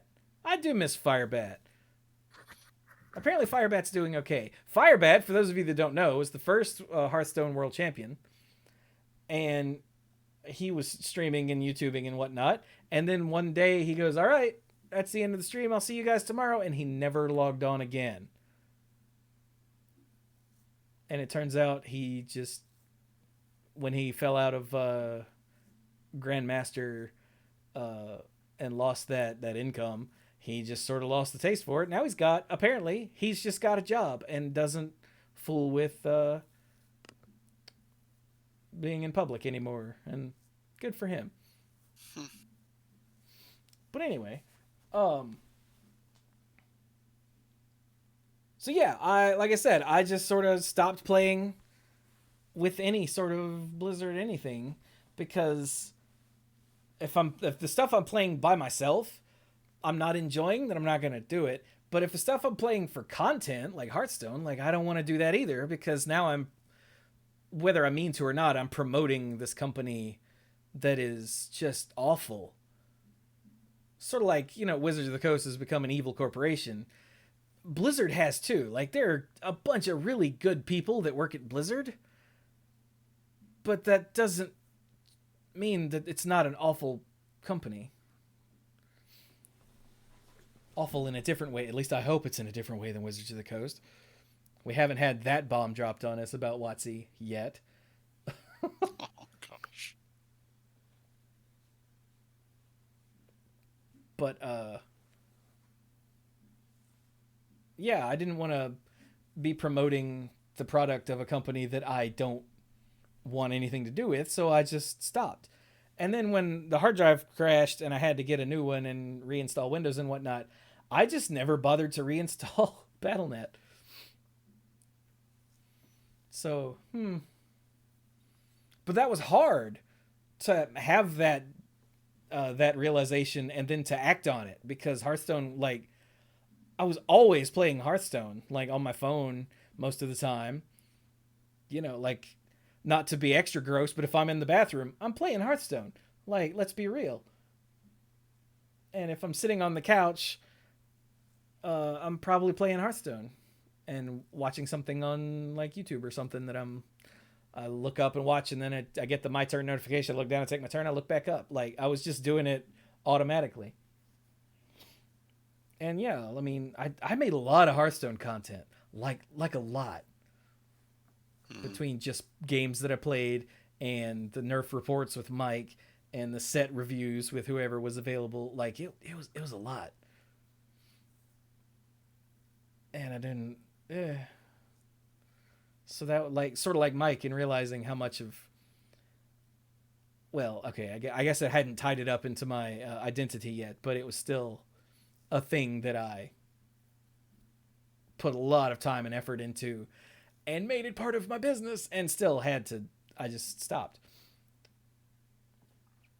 And then the other thing that I thought of was Harry Potter. Because everyone loved Harry Potter, or most people did. And then J.K. Rowling, its creator, came out as a monster of a human being who is terrible in every conceivable way, it turns out. And when you point out how terrible she is, she, like, double or triple quadruples down on it instead of having a single moment of self-reflection. So yeah, which you hate to see, because that to her existence to me is one of the prime examples of that. Can you separate art from its creator? You know. Yep. So, and you think about what her works, and I do say her works because she started this, have meant to so many people, like, around the world. But yeah, she's terrible. So on various dating apps, because yes, I'm still trying to, find love on the internet. God help us all. But, like, I see so many women who are like, I love Harry Potter, and I'm like, are you aware of the? You know what? I'm not gonna bring it up. Yeah. But, like, it's so. This is another one of those, how do you engage with a hobby that has become problematic? Because she's such a terrible person, I am never giving her any more money ever. And, like, I already own the movies on DVD, and I got all the books, and that's really all I need. So, like, I didn't go see the last Fantastic Beasts movie because that would have just been putting money in her pocket. And also, the second one was so god awful that I'm glad that the third one killed the franchise. did it kill it? I'm pretty sure, yeah, there aren't going to be any more. Okay. I didn't know if that decision had actually been made. It wasn't great. I don't know if that decision was made or if it was just a lot of wishful thinking on Twitter. I'm not sure. Were there at least some secrets about Dumbledore? One or two. After a severe lack of crimes in the crimes of Grindelwald, I was. Is it like when the clones finally attacked in the Attack of the Clones and they attacked the bad guys? Yeah, false advertising. Hey, Mike. Hey, Mike. Hey, Mike. Hey. Around the Oh survivors. boy. Sorry. That's so awful. It took me No, a I just gotta second, poke. and then it clicked, and now I hate you. I hate you like I hate I, sand. well, everybody hates sand. It's rough and it's yeah. But Anyway, yeah. sorry. See, we're telling jokes now to get Harry away from Potter. the dark side of things. But yeah, like, just so we're clear, if you're a turf, you can go to hell. Just gonna make that clear right now. And if you don't know what turf is, God bless you. You live in a better place of the internet than I do. But now I forgot where I was going with that. Yeah, trans rights are in fact human rights. It turns out. Not that Surprise. it turns out. That's just how it is. But some people, like J.K. Rowling, don't refuse to understand that. But like this is the thing we talked about on I think on Monday Night Magic, when the whole Therese Nielsen uh, thing happened. Mm-hmm. Uh, and I think I don't remember if we drew a direct line between Rowling and Harry Potter and whatnot, but it's okay to still love Harry Potter. It turns out that when you look at it with a more critical eye, it is deeply problematic, but a lot of people, it meant like the other dork said, a lot of people, it meant a lot too, and it's a thing that a lot of people grew up loving, and it's a key part of like who they are. It'd be like if I found out that like Tolkien was actually a terrible person. I'd be like, oh, well, piss. He apparently, yeah. I mean, he had his own things. Apparently, he was at least a little bit racist. So yeah, I I think mean, there's been articles and at that stuff. point in history, I'm not sure there was anybody who wasn't at least a little bit racist. Yeah. Oh, no, I don't disagree, but I'm also not apologizing for it either. So Yeah, yeah, Yeah, but there were degrees. yeah. It also turns out that later in life, apparently Lovecraft like eased up on the racism, but that's a thing no one talks about. Everyone just is like, "Oh yeah, he was a horrible racist," but apparently not always. Apparently he Well, saw I the mean, light as well, he got older. when he was doing it, he laid it on pretty thick. That is true. and But it's the more sensational story to be like, hey, that person that was extremely well known. Well, they were a horrible human being, and da da da. Da. So yeah. But anyway, like it's okay to still love the stuff that already exists, but like you have to weigh that anything newer against the potential harm you're doing and the support you're giving to a literal monster. And for some people, they don't care that she hates trans people and is regularly working towards making them illegal and labeling them as criminals or whatever it is horrible crap she's doing. And so they'll just keep eating up anything that says Harry Potter. And I wish you wouldn't, but nothing I can do about that. But like for me personally, I will still probably end up reading the books again at some point before I die. And I'll probably, as long as I have a functioning DVD player, I'll probably throw the movies in and watch again at some point before I die. But I I can separate that from her because I already own them, so I'm not giving her any more money, and I'm just not gonna ever engage with anything new at all because she gets a piece of that. Like there's some new Harry Potter universe game coming out at some point in the future, and no, don't do it. That's awful.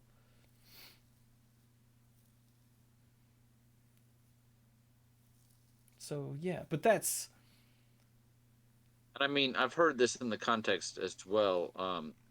you mentioned the game, but thinking of games, like I've heard of people saying like, hey, boycott such and such a game because they were absolutely terrible, awful to the developers and had all sorts of inhumane practices, things like that. Was it Red Dead 2 Yeah, Red Dead where Redemption 2. I mean, yeah, all AAA games have awful crunch, it seems, these days. And not these days, it's just part of the industry. But we're slowly realizing that that's not good in any way for anyone involved except for the publishers and their money. what a And surprise. yeah, I really hope that a bunch of developers, I was right the first time, can unionize and deal with that sort of thing because like I was listening to a podcast. Oh God, which one was it? It was a Kane and Rentz interview with David L. Craddock, who writes books about the history of games and like behind the scenes things. Like he's written, I think, two.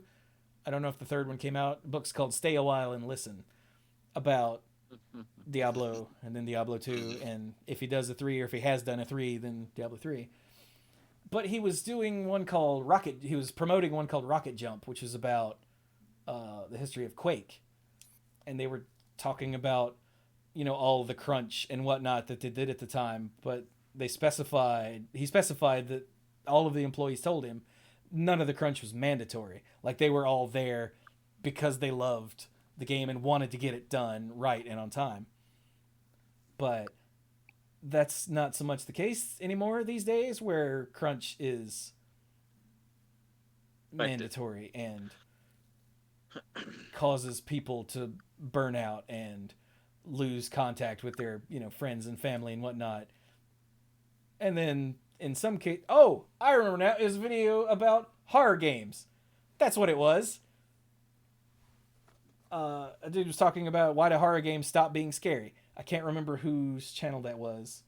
I apologize. But it was why do horror games stop being scary? And he had several examples.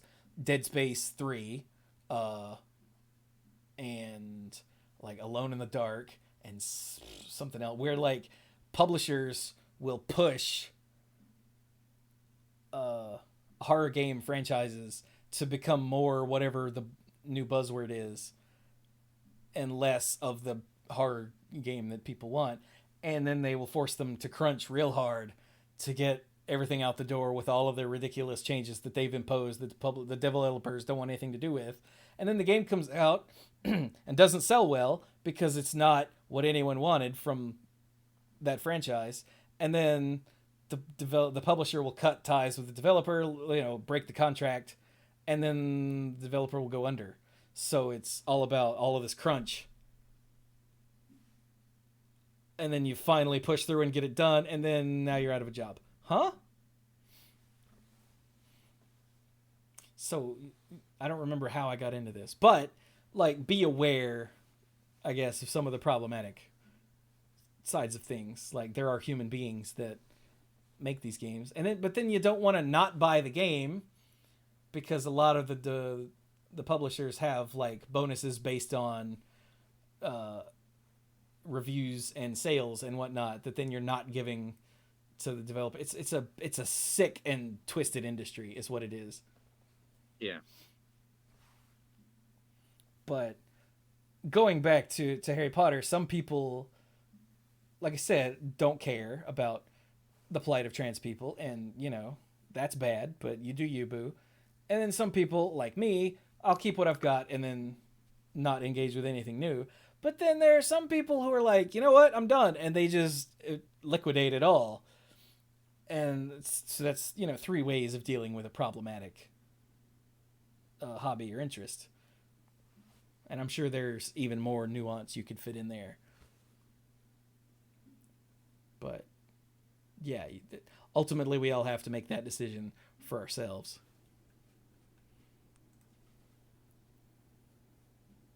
I think that was the point I was trying to make. I think it's complicated there is one of my favorite shows is called The Good Place. I think most people have heard of it by now. It's been concluded for a while, but it was a really good So show. good. Yeah. And without giving anything away, because there's a couple twists and turns, there's one point in the show, and this is not in the first season, but um, basically the premise is, hey, people have died and they are sent to the afterlife, what they call the good place, and Yep. maybe it goes more smooth than they were expecting, maybe less. Excuse me.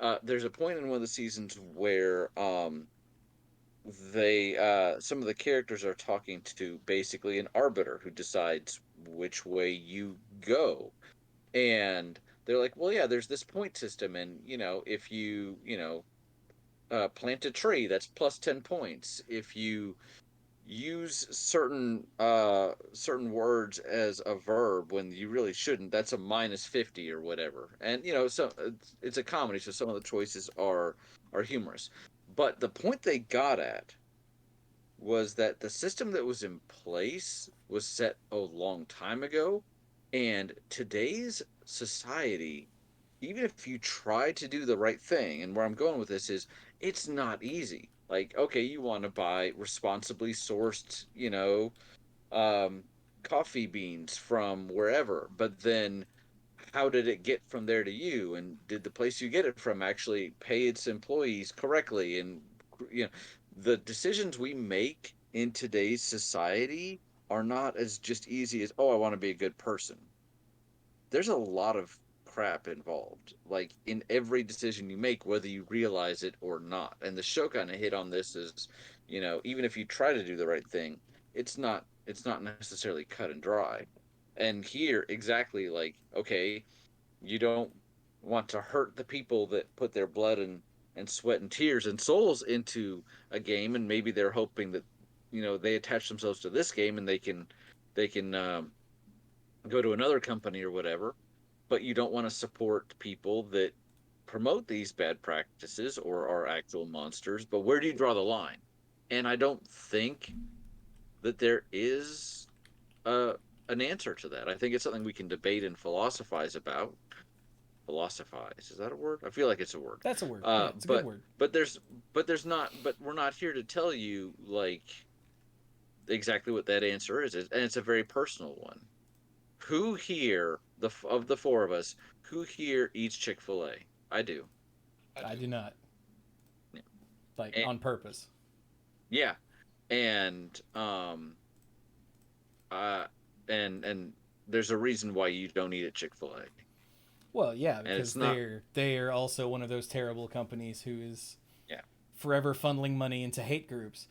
And right. also, then when they get called out about it, they go, "Oh, we'll stop," and then they keep doing it. And they keep doing it. Yeah. Yeah, So and yeah. yeah, I was actually about to bring up Chick-fil-A because Well, there you go. a I'm few in your months mind. ago, Dirk mentioned something about Chick-fil-A, and there was a brief discussion in the Discord about.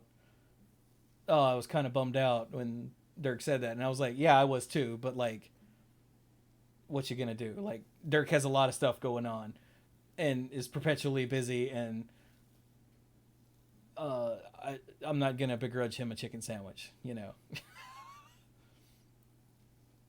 Well, and the last time I saw Dirk in person, he was just leaving a Chick-fil-A, and without obviously saying where we are or what schools our kids go to or anything, but that Chick-fil-A was running a spirit night for your kid's school, right? So that they were donating part of the proceeds towards your kid's school. Is that correct?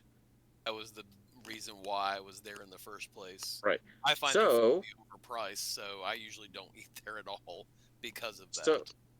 so again, some nuance. Now, probably could find somewhere else to eat, but so lots of lots of decisions to be made, and Yeah, like there are a lot of places around here that I just won't eat at anymore, which makes dinner time a bitch. I'm not gonna lie, but like the local Jersey Mike's here in Kernersville, I refuse to eat at because back when everyone was supposed to be wearing masks, the manager of one of those stores, who is still there, refused to wear a mask at all. Instead, she wore like a little spit guard thing, which does literally nothing against the global pandemic that's ravaging the world, Mhm. but you know she matters more than everyone else, including her uh, patrons. So I refuse to eat there anymore because she still works there,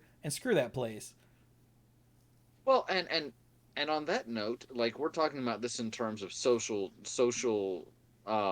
issues, the pandemic, LGBTQ rights, things like that, and that's a those are very good metrics, but it is a very subjective one, and to that I would say there's a restaurant. It is a wing chain, and I will go to various locations of this wing chain, but I will not go to one in Winston-Salem because I went there with my wife prior to Sam being born, and I try very hard to not judge a place based on one experience because you never know. Like, okay, is the server having an off day?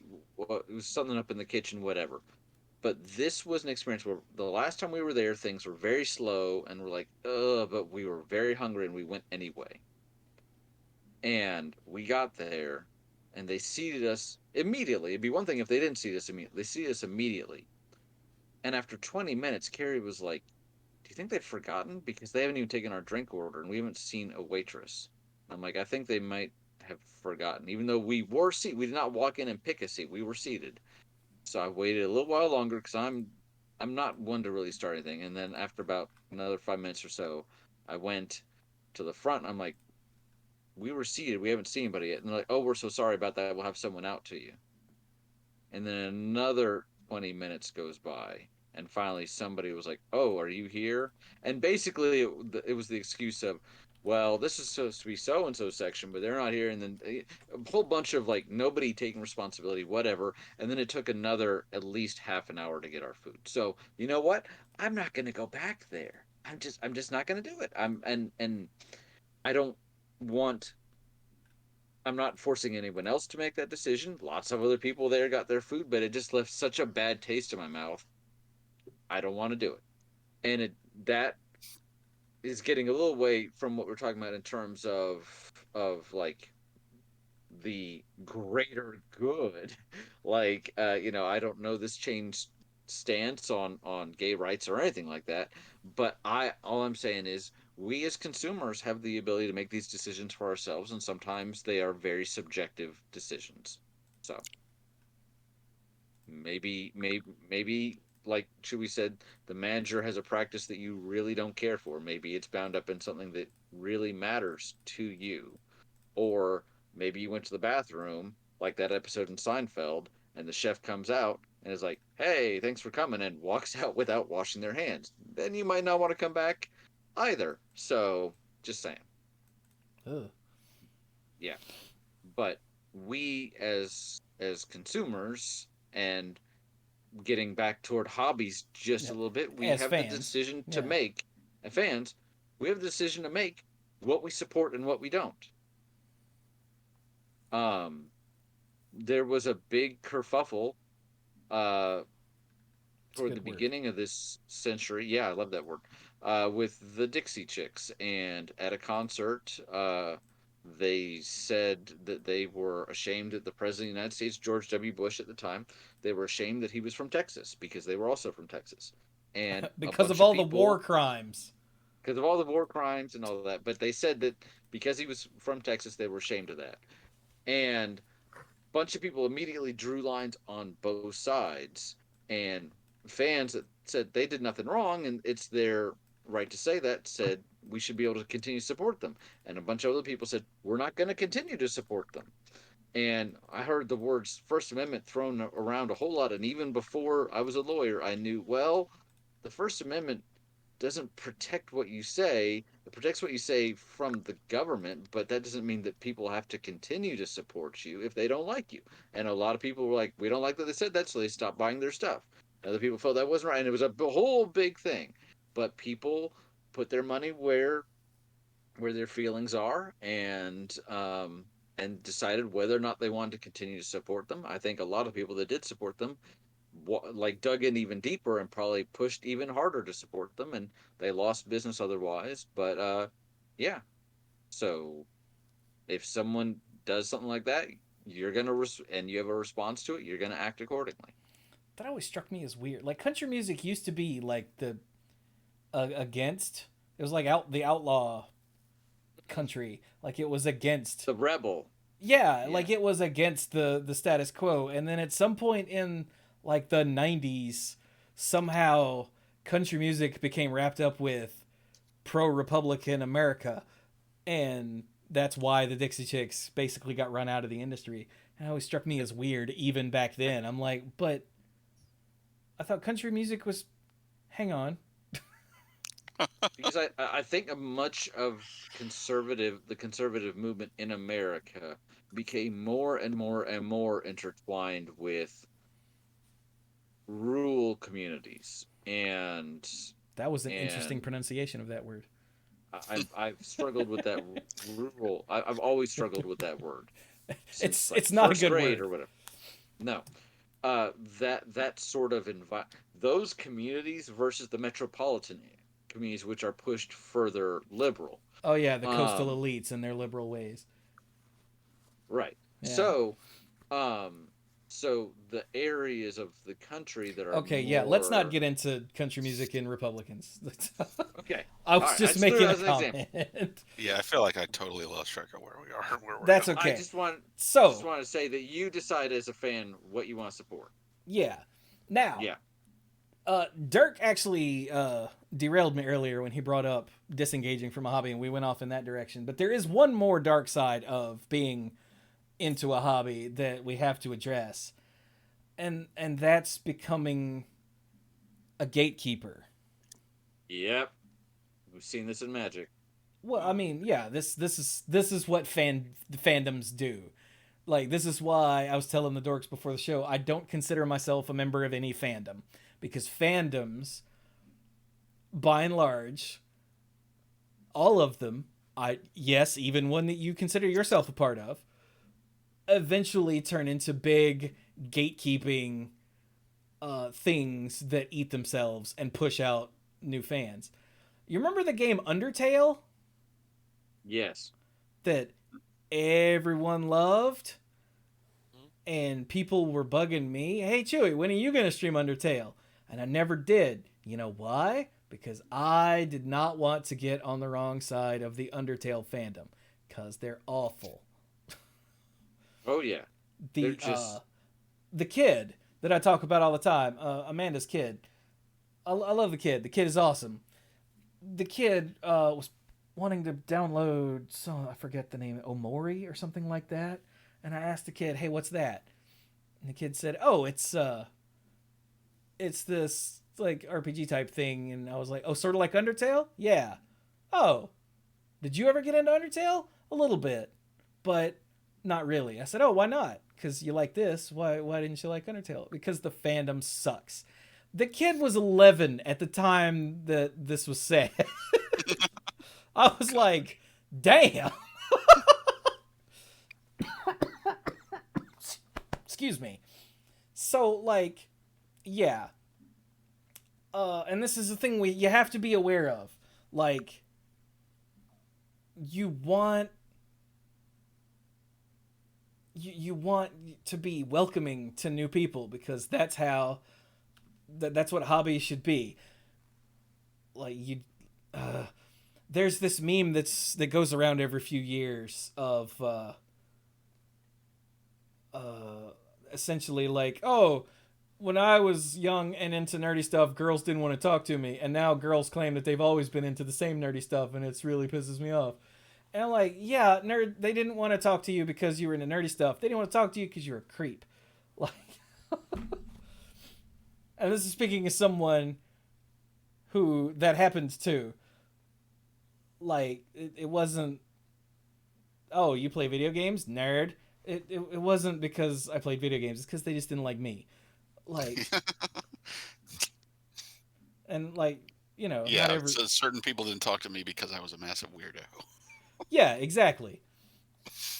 and I'm fine with that, because it turns out that the people that don't want to talk to you because you're a massive weirdo are people you probably don't want to be engaging with anyway.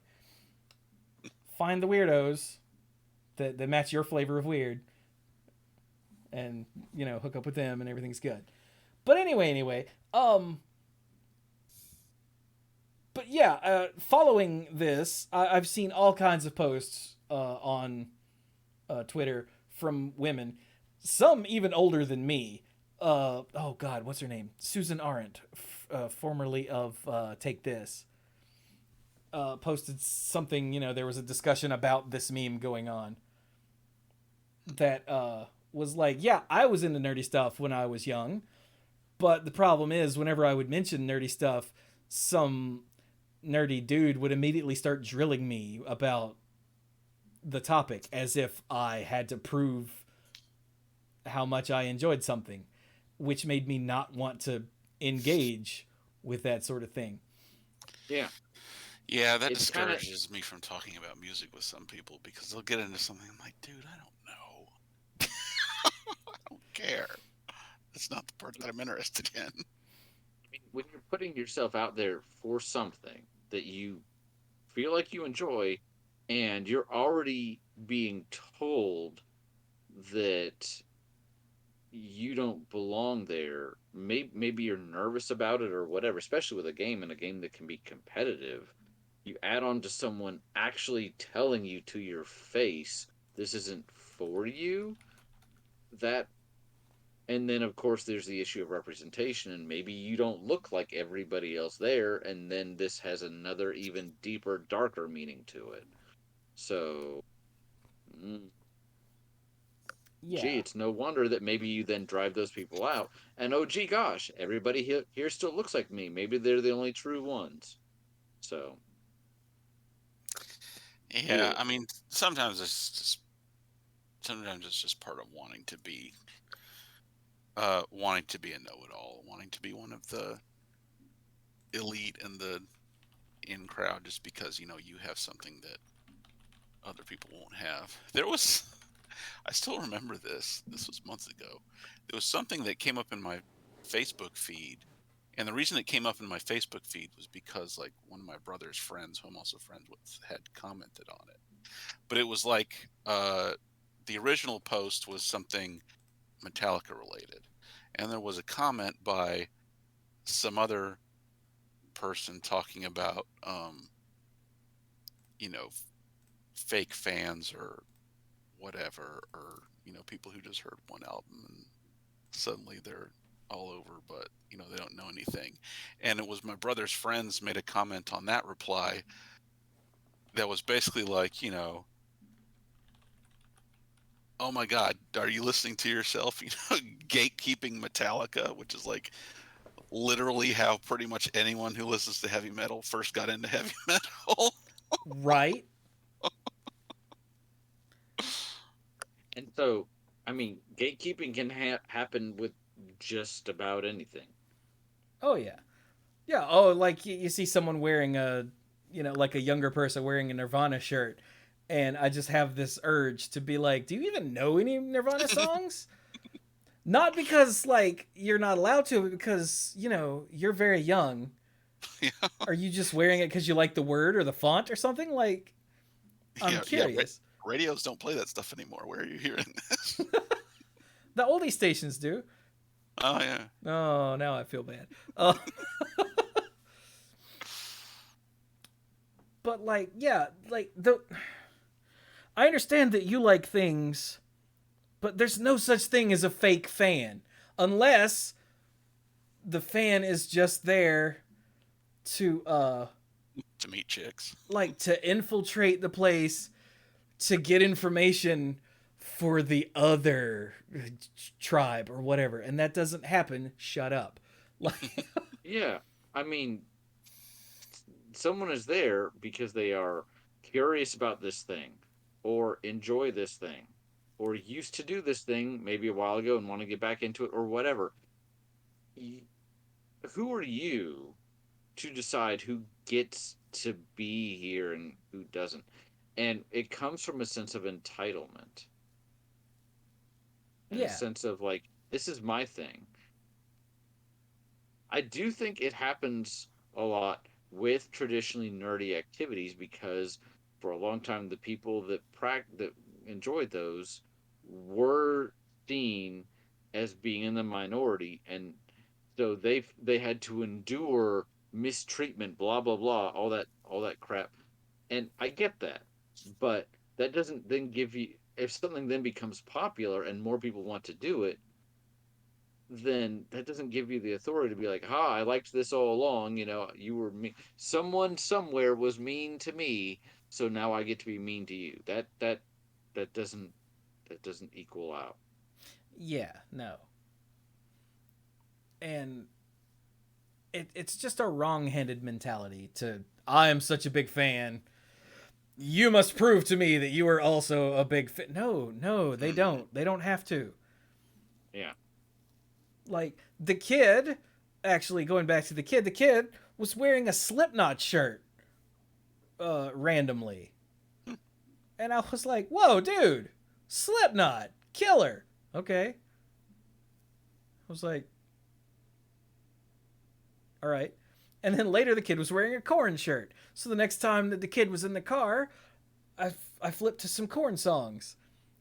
And just to see if the kid had any reaction. And I don't actually remember now. But, like, I was just curious. Like, it's not like Yeah. I was trying to gatekeep Korn.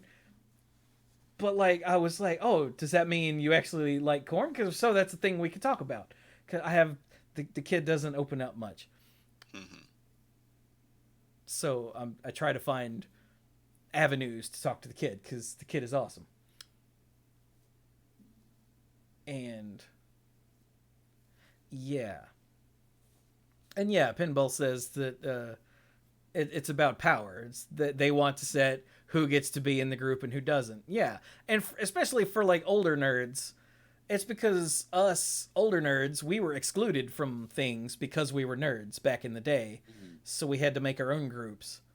And a lot of nerds didn't grow out of the us versus them mentality that creates, and that's a Hmm. problem.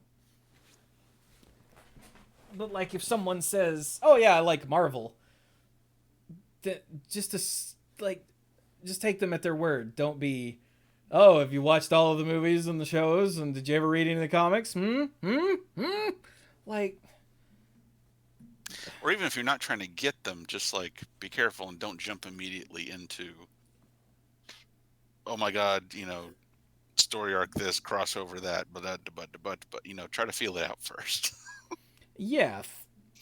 Yeah, that's the other thing. Don't scare them away by going ultra nerd,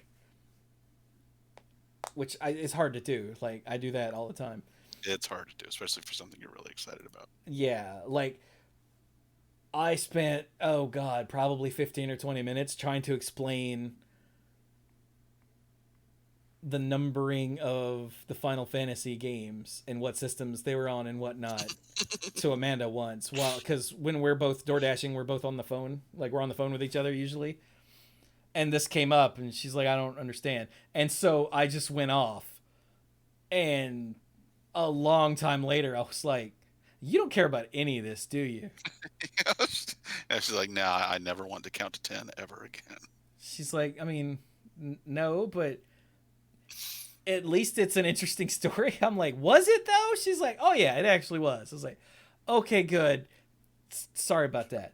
But for someone who doesn't know about how, we went in the US from Final Fantasy to Final Fantasy 2 to Final Fantasy 3 to Final Fantasy 7, like, And nothing of Final Fantasy Adventure and Final Fantasy Legend yeah, 1, which 2, and turns 3. out Yeah. they're not even Final Fantasy games. They just slapped the Well, Final Fantasy name on them to yeah. so they'd sell better in the West. Yeah. That was another part of I that whole thing that lasted for 15 or so minutes.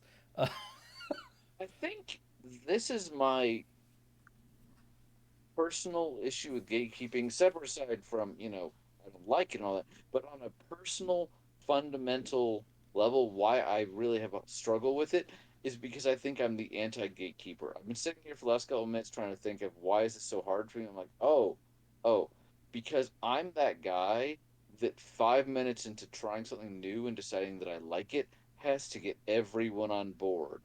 Uh, Tried to show these guys all Supernatural I've during the still first never season when it came. forgiven him for this. Yep, yep.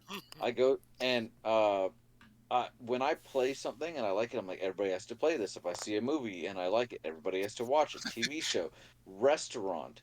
I tried for the longest time to get people in high school hooked on Buffy the Vampire Slayer, and I got 3 out of 4 people on it. Sorry about that, or congratulations, as appropriate. Um, You Sorry for the mentioned. what I I was going to go ahead. say you mentioned earlier getting interested in Flesh and Blood. You gave me a simple little starter deck to to play with. I still have it with my other stuff. I think. Cool. I've never actually tried it yet. I bought some stuff and I haven't opened it yet. So, but I Wait, Flesh. Sorry, Force of Will. I'm sorry, I Force of misspoke. Will. Okay. I meant to say No. Force of Will. Yeah, you still have that deck? Yeah. Cool. Yeah, I do that. Eh, so I'm more of the like, this is amazing and everyone should do it. If I'm gatekeeping anybody, it's like, oh my God, this is a toxic dump. Please don't do it. I ate here and my toilet did not forgive me for 5 years. Versus the other way around. If I enjoy something, I want more people to do it. But See, that's Brian's that a that's problem on the me. other end of the spectrum. Yeah, I'm the complete other way. I'm like, oh my god. Have you seen this yet? And Have like, you heard the good word? I'm always apologetic when people ask me, oh, what do you do for fun? I'm like I used to be like, oh, like I never, I'm not one to broadcast that I do a podcast. I'm like, oh yeah, my friends and I do a podcast. Oh, what about? It's a dorky card game called Magic. The Gathering? Yeah. Oh my god, I played that back in high school. Yeah, it's still going. Really? Yeah. Should I listen to your show? No, no. Like now, I will, tell people if there's a game. Like if I'm streaming a game and I really love it, I will tell people, "Oh my god, this is everybody play this. This is great." And if there's a show I enjoy, I'll hop in the Discord and be like, "Wow, this is a really good show." Most of the time, nobody responds because everyone's either already watching it or they're not gonna. So they have nothing to say. But but I'm not actively trying to get it. By the way, on the subject, everyone should watch Werewolf by Night on Disney Plus. It was a lot of fun. And I'm talking to you guys and the listeners, but Werewolf by Night is a 50-minute short. Essentially, it's a standalone one shot, and it's black and white, and it's shot like in the style of an old like Universal horror movie, and it is a lot of fun. Mom watched it before or after I was like, "Oh wow, I think you'd like this," and then she called me the next day. I was like, "That was so cool." So yeah, doesn't matter if you're an MCU fan or not. It was fun. But anyway, it's not actually a horror thing, by the way. For those of you that are like, I don't do horror, it's fine. But anyway, so yeah, we've meandered around this topic a lot, and I get the feeling we're losing Dirk because it's already late.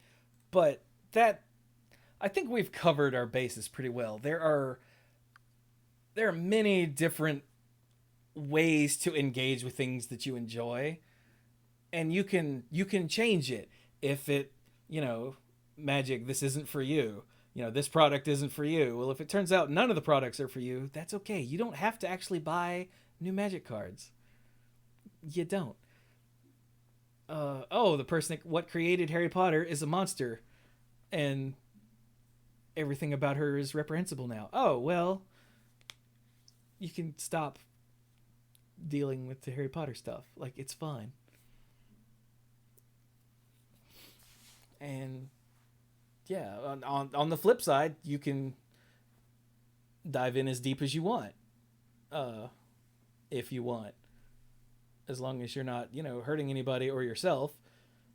The whole Hearthstone daily quest and World of Warcraft daily quest thing is part of the preying on addiction thing that makes that business model questionable. And then there was the Overwatch loot boxes and limited time events and whatnot that prey on your addiction centers.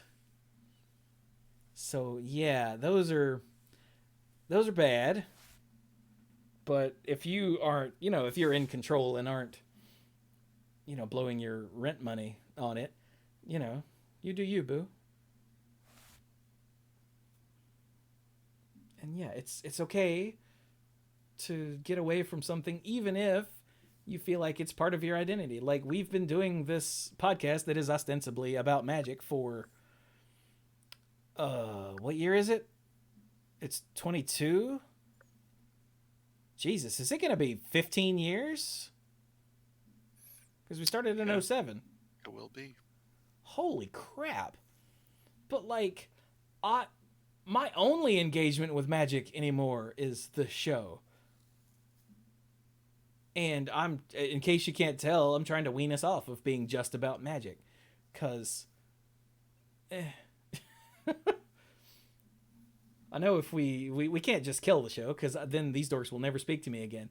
They never speak to me now unless it's the show. So yeah. But don't worry, we're not killing the show. Everybody calm down. Someone's gonna try to read too much into that. No. We'll see you guys all next week. Oh, too soon. Did Dirk just make a Firebat reference? He did. Yeah. Oh, now I'm sad. But yeah, just don't be a gatekeeper. Don't be a douchebag. And don't hurt anybody or yourself with your hobby. Don't be one of those restore the Snyder Cut douchebags on the internet who serially harasses anyone who will listen. Like, don't do that. That's the bad kind of fandom. Don't do that. Women can do whatever your hobby is. It's fine. People who aren't white, straight, cis can do the things that you do for fun. It's fine. Everyone's allowed. Art should be for everyone. That's why it's art. I think Mikey Newman tweeted that earlier today. And he's right. Yeah.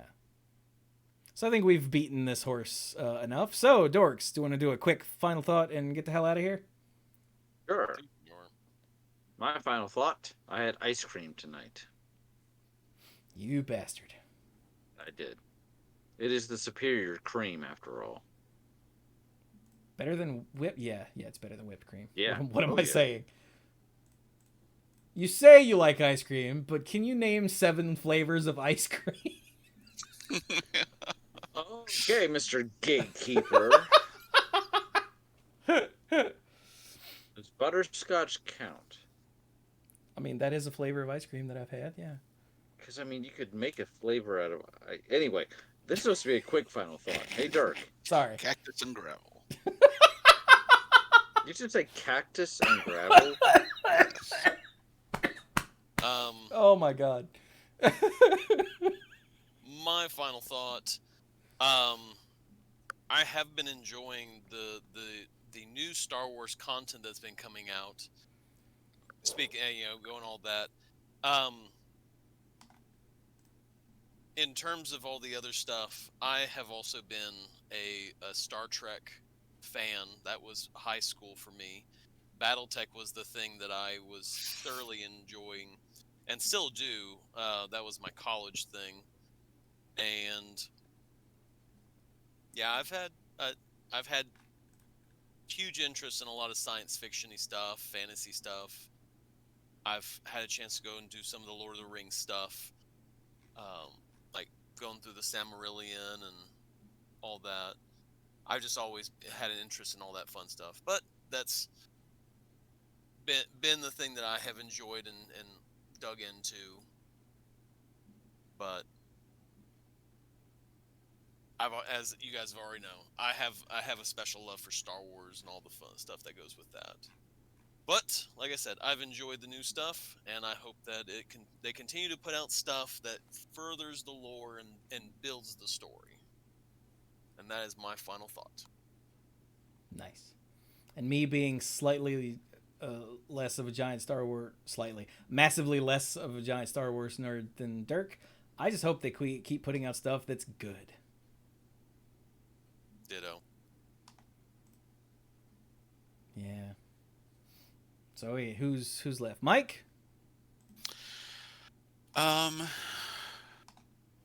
Let's see.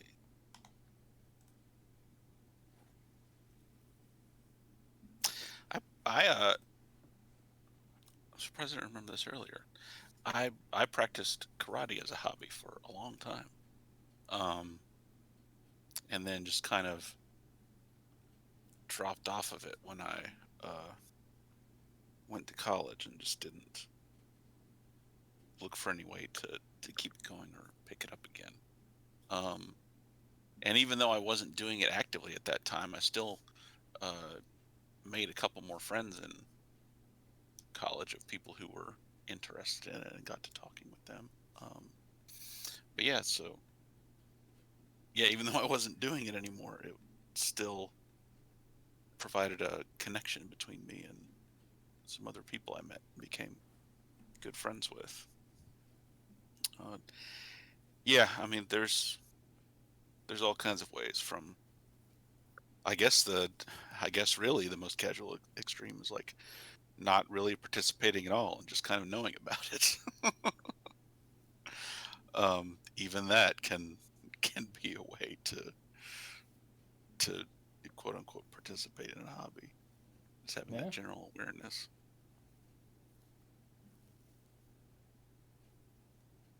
So kind of short thought. Oh, okay. Yeah, Mike just brought up connecting with other people, and that's a thing we missed entirely in this discussion. That's why a bunch of us have hobbies. That's why some hobbies exist, is to connect with other people, like, magic, and connecting a bunch of us in college and giving us a common ground and reasons to get together and do stuff. And then there's other hobbies that are all about just being by yourself and doing things, like me and my Elder Scrolls lore videos. Like, I don't have anybody to talk to with that. I don't even know where I would start. But yeah, I don't do that for the community. So yeah, hopefully, if you're listening to this, then that's what we are here for. We're either something for you to listen to just enjoy by yourself, or like you can join the Discord and hang out with a bunch of other people who also listen to us. That's about all any of us have in common in the Discord. Like, there's a whole mess of diversity and assorted interests, and it's really fascinating, actually. So hey, if you're on Discord, you should consider joining the Discord. The link is down in wherever you're watching or listening to this. The link is down in the notes. It always is, all the time. Or you can go to themanapool.com, and that'll take you to all the links, and there's a link in there. Yay! Yeah, actually, it turns out hanging out in the Discord is one of my hobbies. I guess that counts. Because I always read everything that comes up in there, because we're not big enough for me to have vast sections of it that I just can't touch. Which is kind of nice. On the one hand, I kind of want to blow up so I can, get more YouTube money. And on the other hand, I really don't want to blow up because I don't want the community to get so big that I can't connect with it on the same personal level that I do now. It's a weird thing, but that's not a hobby related thing. That's a content creator related thing. But anyway. So with that, we'll be done. Don't forget, you can go to patreon.com/themanapool and become a lifeguard of various tiers. I really need to rework the tiers, but I've been saying that for years now, but I really need to do it. But hey, the Mythic Lifeguards get the sponsorship shout out, so let's do it. And let's sort this way. Yeah, there we go. So let me thank Connor Kennedy, Violet Moon, Al, Timu Hellas Haryu, The Beastfather Aaron Goodwine, Scuzzo, Beardy Man, Pinball Witch, John Parker, Andrew Odie. It's Odie. He messaged me to say that. I was like, oh God, what did I say? And I pronounced it like it sound or like it's spelled. That's not right. And Pinball Witch threw 100 bits and said that's my name. It is. Where was I? Andrew Odie, right. Jason Kaus, Casey, Jake Janssens, Mr. Dr. Lewis, Jason Doan, Andrew Hunt, Kim Ho, Cody Buckowing, and ALK Alters. Also, ALK Alters, you should go check out his tweets from today, that is Thursday, October 13th, because he posted a sick Triskaidekaphobia altar that was the Friday the 13th one movie poster. It was awesome. So go check that out. Yeah. But with that, we will be done. This has been the Manipool number 661, named Hobbyism. Thank you for that, Mike. And yeah, hopefully that wasn't just the rambling nonsense that it was in my mind, and you enjoyed that as much as we enjoyed talking about it. And let us know something about hobbies that you've engaged with or disengaged with or have a strange way of engaging with. Yeah, let us know any of that, because I'm always fascinated by things like that. Yeah. And with that, we're done. So thank you all so very much for listening, and don't be a gatekeeper.